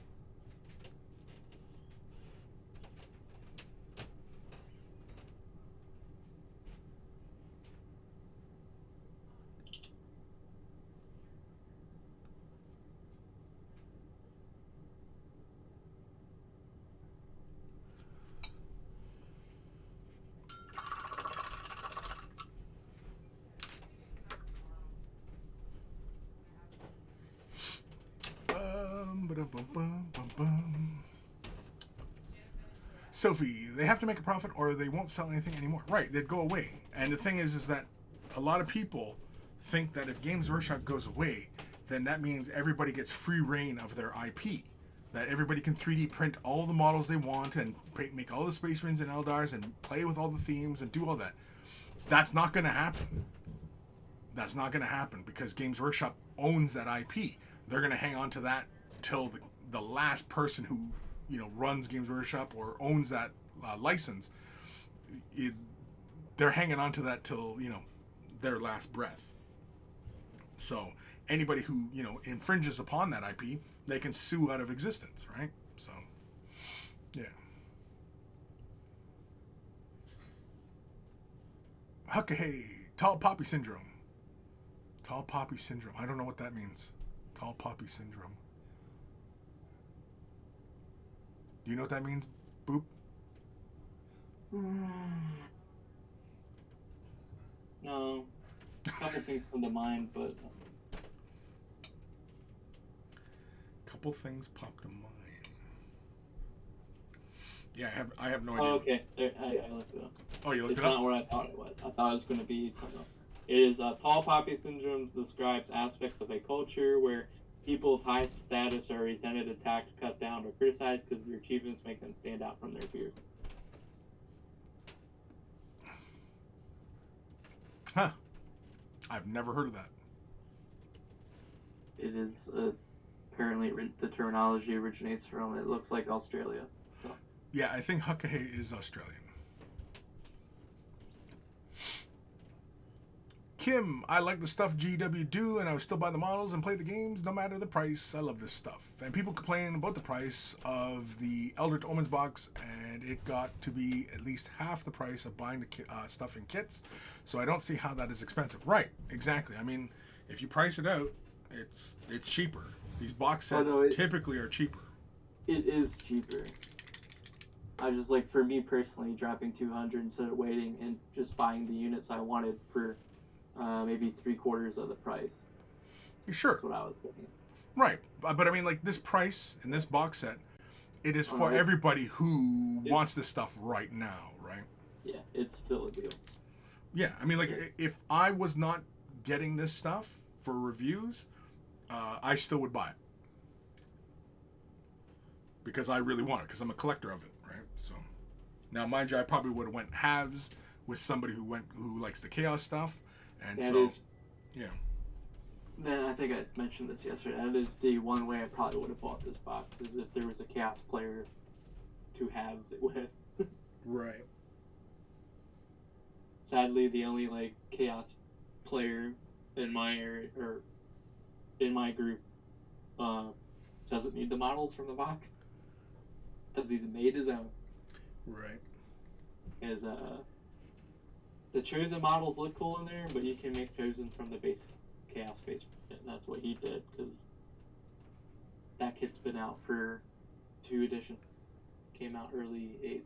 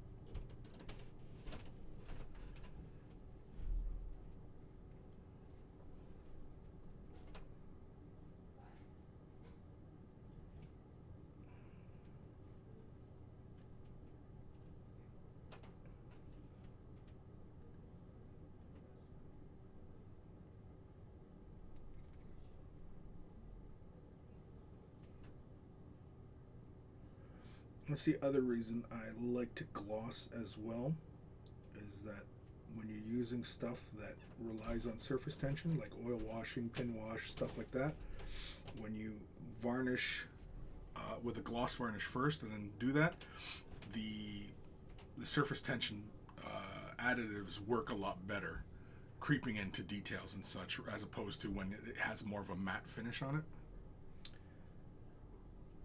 Just to go back a page or two.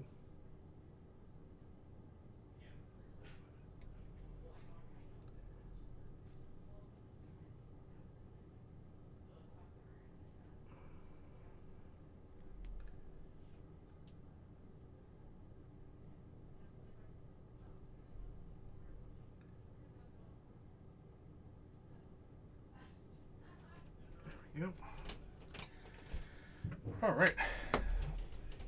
That's one layer of that. Probably could bust out the Black Templar and do the underside stuff. Waversburg. It's why I gave up on so many content makers. I'm too old for the E-drama. The E-drama? I'm not familiar with that term. I get it. I understand what you mean, but yeah, the E-drama. I've never heard of that. Yeah, I don't go in for E-drama either. I just, yeah. After a certain point, you're just kind of like, no, I just fucking want to chill out, play with my toys, and, you know, I got work in the morning, so, you know, I'm a busy man. Sophie, there's plenty of miniature figure products out there other than GW. If they don't like, go collect some others. Yeah, you know, yeah, exactly. Like, there's plenty of options out there. Like, I don't understand why, you know, why all the negativity. I mean, like, it does you personally no good to be so negative about it. Like, you're just going to keel over one day of a heart attack because you're stressed out about the cost of miniatures. Like, do you realize how silly that sounds? Like, if you think that is a legitimate argument to make, to be all riled up about the price of miniatures, toys, this hobby, this game, this luxury, then you really have to rearrange your priorities.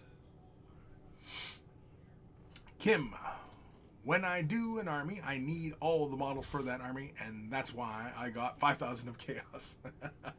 Yeah. Sophie, with what you said, Chris, about swapping minis in the box set, I don't mind buying the box set and swapping the Chaos in it for the Eldar from your box set. So you want to screw me on my deals here. I got you. Okay, so you're trying to fuck me out of my deals. Got you. Good job, Chris, Sophie. I heard you play Chaos. Yeah. I used to play Chaos. I don't have anything Chaos. Well, I got Abaddon going on to go. I should probably finish him. The new or the old one? The new one. Or the latest one, yeah. And new. It was like 3 years ago, I think. 3 years. But yeah. Hucka hey, yeah, we, unlike US, cut down unsuccessful people like Dave, Jazz, etc. Starting their own game company will be encouraged by American followers, but Aussies tend to moan about success. We just deal with it, but it's pretty petty. Yeah, it is. It's petty. I don't understand it myself. Yeah, it just doesn't make a lot of sense. You know, especially like, you know, everybody, like, as soon as there's any kind of controversy or anything like that, immediately people out of left field, oh, Games Workshop stock is going down. This is the end of Games Workshop, and they're happy about that. And I'm not sure why. Like, again, if you hate something so much, then walk away. Like, it does you no good to be sitting there stewing about it and being angry about it. Just walk away. You know, you're the only one who benefits, really, from that action. Just walking away from it. And you're going to be much happier. Put it out of your mind. It's dead to you. It just died, right? If you're really that pissed off about it, it died. You buried it. Goodbye. Going on with my life, right? sitting there stewing about things and getting all riled up, and you know what I mean, and their stock is down, yeah, they're gonna fail, and 3D printing is gonna take over, you know what I mean? Like this kind of thinking does not make sense. It makes no sense. Again, anybody who is of a similar mindset, feel free to share that opinion, especially if you're going to create a coherent statement. But usually whenever I see these kind of arguments online, it sounds like tinfoil hat wearing kind of people, and they're making those kind of statements, and they often lack a consistent logic across the thing. And so, I don't get it.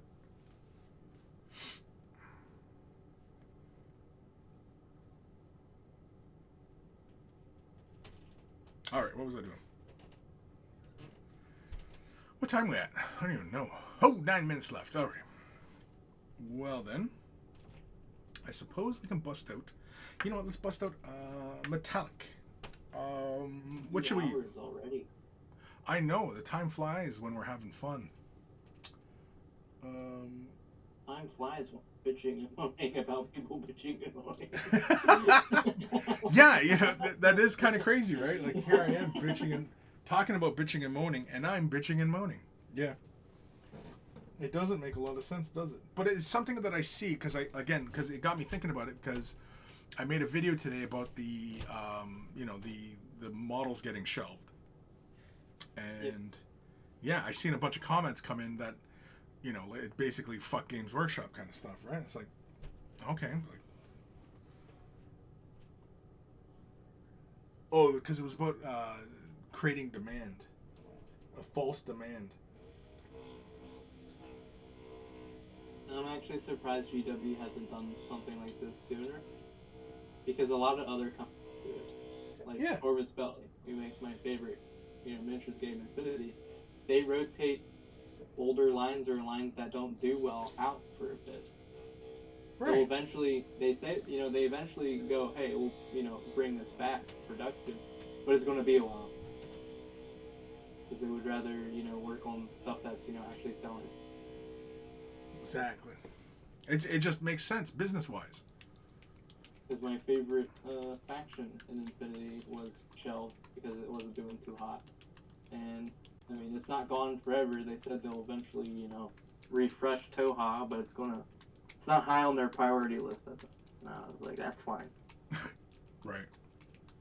I get it. Am I a little salty? Yeah, because faction, I don't like. Right, yeah. But I get the reasoning behind it. It was not a faction that was necessarily flying off the shelves, and they're a small company. Well, any company has a finite amount of space. Right. Yeah, but like every company does it. I mean, like that's the system we're in. It's capitalism.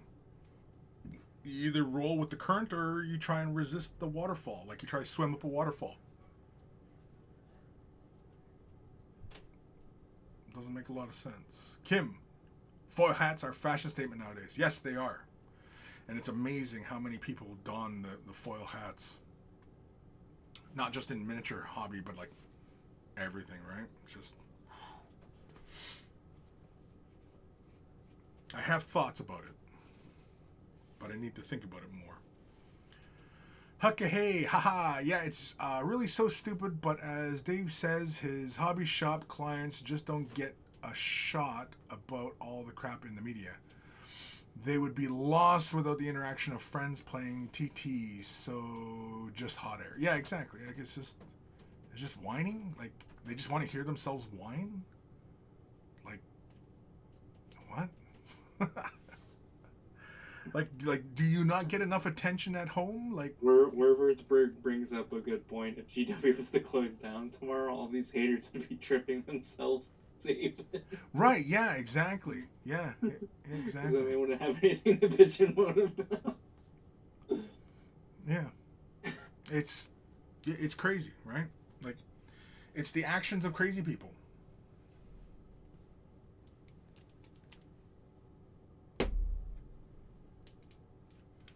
All right, I'm using some scale 75 black metal. I'm just going to slap a little bit onto my palette here. And of course, there's a booger inside of it. So, clearing boogers. Hey, where's my booger tool? Oh, there it is. So, I just use, when I'm clearing boogers out of my paint pots or dropper bottles, which is often, I use this little pick tool. And I just go, whatcha, right there. Wipe it off. And of course, still not coming out. Alright, you're pissing me off now.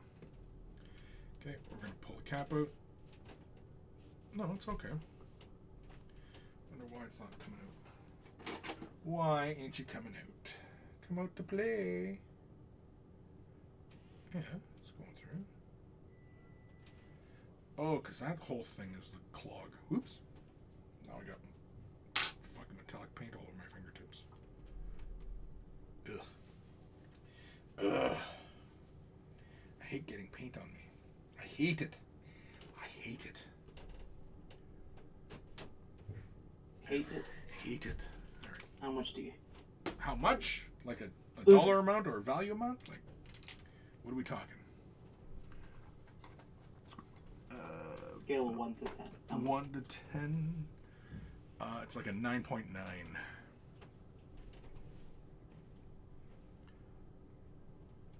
All right. Oh, you want to talk about the ending to the first season of Book of Boba? Right now? Sure. I don't know. We're gonna catch a bunch of flack from a bunch of people saying I haven't watched it yet. Yeah, well, they can leave because this show's about to be over soon anyway. True. Very true. You don't want I mean, spoilers. You can you can drop out now. But How did you like it? The ending of Book of Boba, I enjoyed it. Yeah. Personally, spoiler, but again, if you haven't been watching the shit, I don't know what you're doing. But anyway, yeah, I don't think Cad Bane's dead. I think You don't? No, I think he gets rescued. I think Cad Bane is going to be our recurring villain in Mandalorian and in Book of Boba if they do another season of it. Book of Boba got so much flack initially that, you know, I'm sure somebody in the suits at Disney is probably going, oh, I don't know if we should do another season, but they will. I think so. It was good, and it told a decent story. You know, it fleshed out a character that essentially we don't know anything about. Yes, I know that there's comics and, you know, and shit about him, but Those comics were thrown out the windows. Disney acquired. Right, exactly. Since Disney They acquired. became a non-factor. Yeah. And, you know, it sucks, sure. It'd be nice if they kept some of the elements, which I think they kind of did. But, you know what? Like, as far as the future of Disney properties being in Jon Favreau and Filoni's hands, I'm fine. Like whatever they're selling, yeah, I'm gonna check it out, and I'm more than likely gonna buy it. You know, I'm a big fan of Filoni. To my way of thinking, Filoni is Lucas's disciple as far as everything Star Wars is concerned, and you know, he, I'm sure, has the inside track as far as what was Lucas's intention for particular characters, for particular moods, for particular styles. And I'm sure Filoni was privy to Lucas's notes as far as what he thought about things and where things should go and the direction of characters and the arcs and stuff like that. So, you know, basically Filoni is carrying on Lucas's vision for Star Wars. And Favreau, yeah, he is a fan of Star Wars. It's obvious. He's a big kid. And, like, honestly, like, I think Star Wars is in good hands with them. And, honestly, they should be in, like how Disney lets Feige control all the Marvel shit, Favreau should be in control of all the Star Wars shit. Or it should all those decisions should cross his desk. And I'd be fine with that. Favreau is an innovator, and he loves the property. And I enjoyed Book of Boba. Book of Boba was good. Was it everything? Was it exactly what I was expecting? No. I was expecting, or I was hoping that Book of Boba was going to be more about the underworld of Star Wars and of Tatooine. But it wasn't. And I was fine with that. And in fact, we got more of an in-depth character, and it flushed out the soul of Boba, right? We have more insight into what motivates Boba Fett. And there was even a lot of stuff that we didn't get to as far as Boba Fett. Like, why is it when he was in his bacta tank, why was he constantly reflecting on the moment when he was watching his dad fly away in the ship, right? When they were on Kamino. Why was he was always looking out for his father, and not so much the death of Jango, but his father leaving? Why was that such an issue, right? Why did that play into so much? Was it because Boba is longing for connection? Because he was already shoehorned into a role of being a bounty hunter, or, you know, a Mandalorian or whatever. And he just simply wants connection and family, which are fine things to look for. In fact, I think are far healthier than anything that anybody else would have come up for thinking of what Boba Fett wants, right? And again, up to this point, he was a complete mystery. Yeah, I think a lot of the flack Book of Boba got was people's preconceived notions on comic books that were thrown out the door, like what, almost 6-7 years ago when Disney bought Star Wars. Yeah.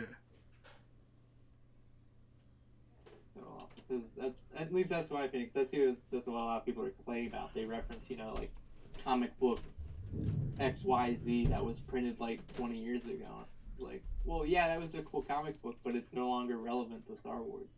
Right. So why would somebody get upset about something like that? Right? Why would somebody? Because they can't like. Why would somebody be upset about the canon or the comics and such being thrown out? Why would somebody be upset about that?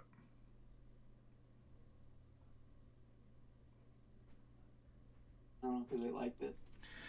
Well, because they can, in groups, they can.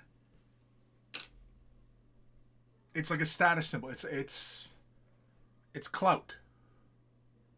It's gatekeeping. Well, did you know that Boba Fett was this way? Yeah, when he got that ding off his helmet, it was because of this and that. And, this is why he has those braids, and this is why he does this. This is why his thing is, right? It's so that a person who had all that information, or was sitting on that, all those who had read the books or read the comics or whatever, in those conversations, they could feel superior to somebody else when they were all in those collections and having those conversations, or on forums and in videos and blah, blah, blah, right?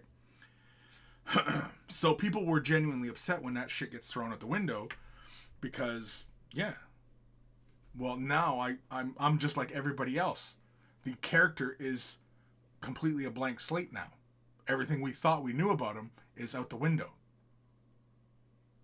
So now everybody's on an even playing field as we're all on this journey to discover who this character is.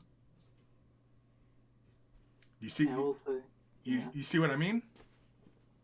I will say what I thought original Book of Boba was going to be about, because it's called, the Book of Boba. I thought it was going to be him compiling his life story. So you're going to find out what he was up to, between Clone Wars and Empire Strikes Back. Yeah. Well, I would like to know, because in Clone Wars, the bounty hunter, the female with the big tall top knot, because she's the one who takes care of Boba. Like, she's the one. Her name, but yeah, you see her in the Phantom Menace when they're doing the pod race for like 2 seconds. Yeah, but in Clone Wars, you see her. She's leading the gang. Yeah. Instead of Boba, because he's still a kid.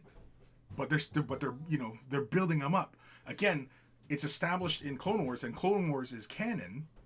So Boba really did not, grow up like a normal kid, because he's the son of Jango Fett, this famous, bounty hunter and soldier and super soldier, apparently, right? So, there's all this history concerning the character within that context.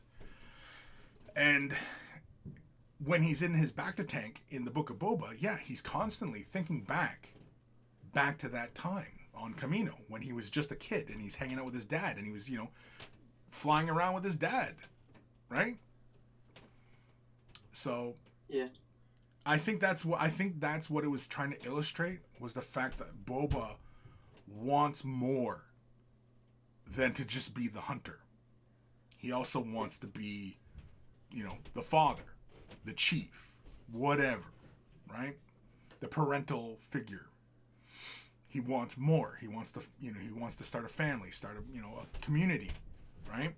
Which are good things to strive for, honestly. And then, of course, people are saying, well, no, he's such a wimp and blah, blah, blah. Because he's changing directions, because he doesn't want it. You can't be, nobody is one thing in this life.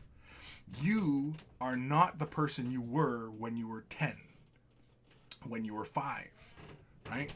And you're 20-something now? So when you hit your 30s, you're not going to be the same person you were in your 20s. And when you hit 40, 50, 60, you're not going to be the same person. You will change and evolve. And if you don't, well, there might be something else at play. I don't know. But yeah, people change throughout their entire lives. And, I realize that Star Wars made up shit and, it's pew-pew and, it's not terribly deep storytelling, which, it isn't. It's just more characters than it is an overarching kind of moral to the story or, anything like that. Like, unlike Star Trek, delves into, social issues, whereas Star Wars now has kind of been doing that, whereas in the past, it wasn't. Star Wars was operating out of the same thing as Lord of the Rings, where it is bad guys bad, good guys good. Well, how do we know that they're good guys? Because they're good guys, and those are the bad guys. You hear the theme music, you see the sights, you know what I mean? Like, the color palette chosen for bad guys and the good guys, you know what I mean? Like, there's clear visual differences. Yep. I do kind of hope if they do a second season of Book of Boba, or they do something else where he's in there, they touch that period between Clone Wars and Empire Strikes Back. Because he's apparently built himself quite the reputation, but we don't know what he did for that reputation. Right. And in the finale, Bane says, I got you again. And I don't remember Bane one-upping Boba. He did in the Clone Wars jailbreak, but it wasn't that kind of one-up. So I am curious. Yeah, because he mentions it like it was a job. They were on a job. So I would assume it was when Boba was older. Because in Clone Wars, Boba's still a kid. Right? So, I mean, like, bragging that you one-upped a kid? That's kind of a weird flex. And he goes, you're a killer. You were a killer. Right. Well, I mean, like, if Boba was ever going to become a killer, I mean, watching his dad get beheaded, that definitely would do it. Right? You would fucking hate Jedi after that. You'd want to go. You'd help the Empire hunt Jedi down probably, because you would hate them so much. Right? I mean that seems very logical for a young Boba Fett, right? That he would hate the Jedi above all because they murdered his dad, or in his eyes, they murdered his dad. That seems very logical to me. But again, though, it's connecting the human emotions with this character, and up to this point, Boba Fett has been devoid of human characteristics. He's just been a guy, a shadowy figure, a hunter, a bounty hunter, right? That's all he was. And so that's all everybody ever thought about him. Now, whereas Cad Bane, he is more like what everybody imagined Boba Fett to be. And Cad Bane's a badass character. But he's well established, being a badass character. And the great thing about Cad Bane is that he'll work for the Jedi or he'll work for the Sith. Whoever pays him more. Like, Cad Bane is what I think everybody wanted Boba Fett to be. But Cad Bane was already that.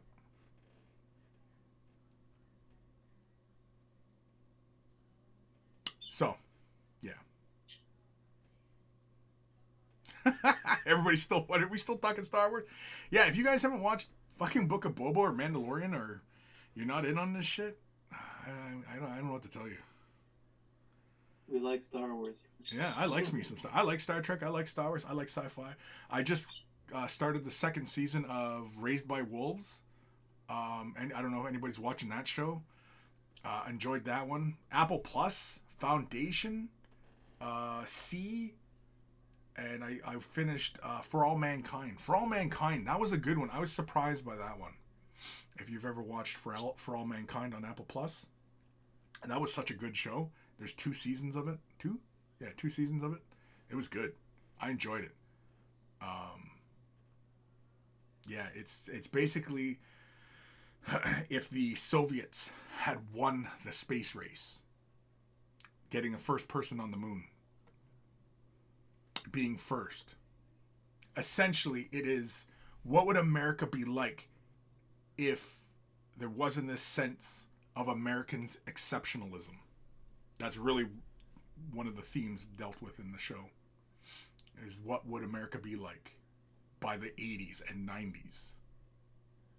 It's really interesting. And it's also done by the same writers, I think, who wrote for Star Trek and stuff, so it has that kind of slight optimistic feeling, even though people are dying and stuff. And we're practically on the brink of World War III. But yeah. Anyway, what time we at? Holy cramoles, it's 13 minutes after. It's OT. Any final thoughts? Quit bitching. Quit bitching? Yeah, I hear you. Do you think we'll get another season of Book of Boba? Yeah. Yeah, I hope so. I think the guy who directed it was one of Filoni's students, I guess. Best way to put it. Robert Rodriguez? Yeah. Well, Robert Rodriguez is a great director. Well, he was already established stuff, but yeah. If anything, I think he's a Favreau friend. I would think that Favreau and Rodriguez were friends, because for a long time Favreau was doing a lot of independent films in the 90s, and Rodriguez was doing independent films in the 90s as well. And I think I would guess because Rodriguez is also buddies with Tarantino, and they've been longtime friends. So I thought Rodriguez was part of The Mandalorian. No, he didn't. Or no, he did the second season. Yeah, the episode with Boba Fett. Yeah, because Favreau, or however you spell his last name, or pronounce his last name, had like a little crew of like underling directors, mm-hmm. and they all, to test their chops, they were all given an episode. Yeah. Well, yeah, and Dallas Howard, her episodes that she's directed, they're fucking great. They have so much character in them. They're just good Star Wars episodes. The ones that she directs. They definitely have a feeling.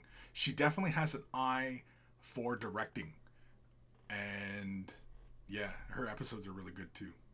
Like they're the ones that have a lot of heart in them, but also have really great comic moments and also have really great action. They also, those episodes where you're just getting hit in the feels, those are often her episodes. But yeah, they're really good. But yeah, Rodriguez, yeah, he only did that episode with on Mandalorian, the one where Boba Fett comes and saves the day kind of thing. And I think that was basic. Yeah, basically that was they're saying, yeah, okay, fuck it, let's do a season of Boba Fett and give it to Rodriguez.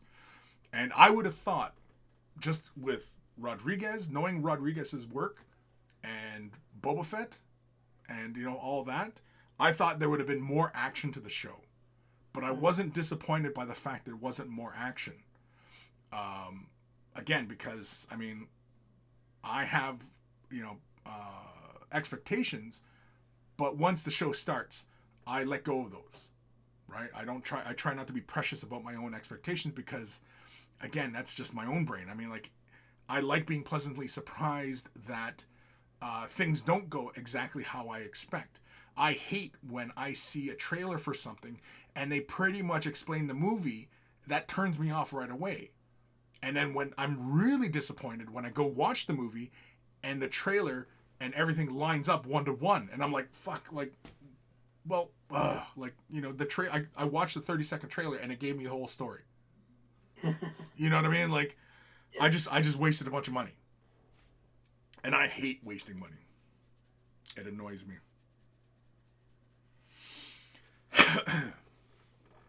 Disflux, did you see the event I posted in your Discord? No, I did not. Sophie, I need to watch something Chris likes before him and tell him all about it before he sees it. Go ahead, there's lots. There's lots I haven't seen. I don't know, Sophie, what are you into? You like... Gee, I'm old. Yeah. Oh, my shirt? Yeah, gee, I'm old. Yeah.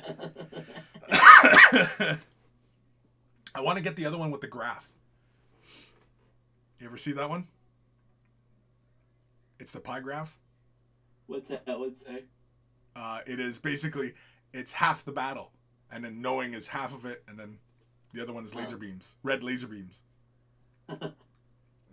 Knowing is half the battle. Knowing is half the battle, yeah. Oh God, the violence. Yeah, so, yeah. Anyway. And Sophie, yeah, if you want to watch something before I watch it and then spoil it for me, all I'm going to say is fucking bring it, kid. Bring it. Chris, like, I watch everything. You yeah. can't. Go ahead. You give it a shot, kid. Do your worst. Do your worst. All right. I think we're done. I haven't gotten any more painting done. So yeah, I'm done. You're done. We're all done. We're done spoiling stuff. I think I've angered everybody else up.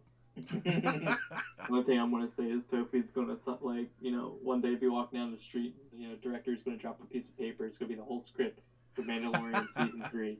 And she's going to fucking read it to you. Yeah, girl, bring it. Bring it, girl. Like, see what you got.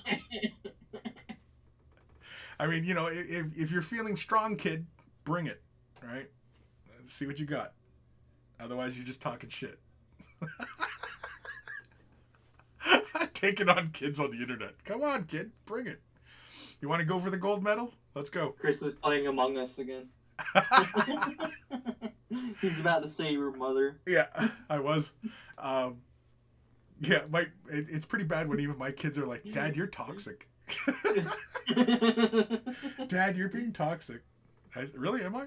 Every time. So who did it? Your mom? No, but, your mom. You're an asshole. Anyway, all right, let's get the hell out of here.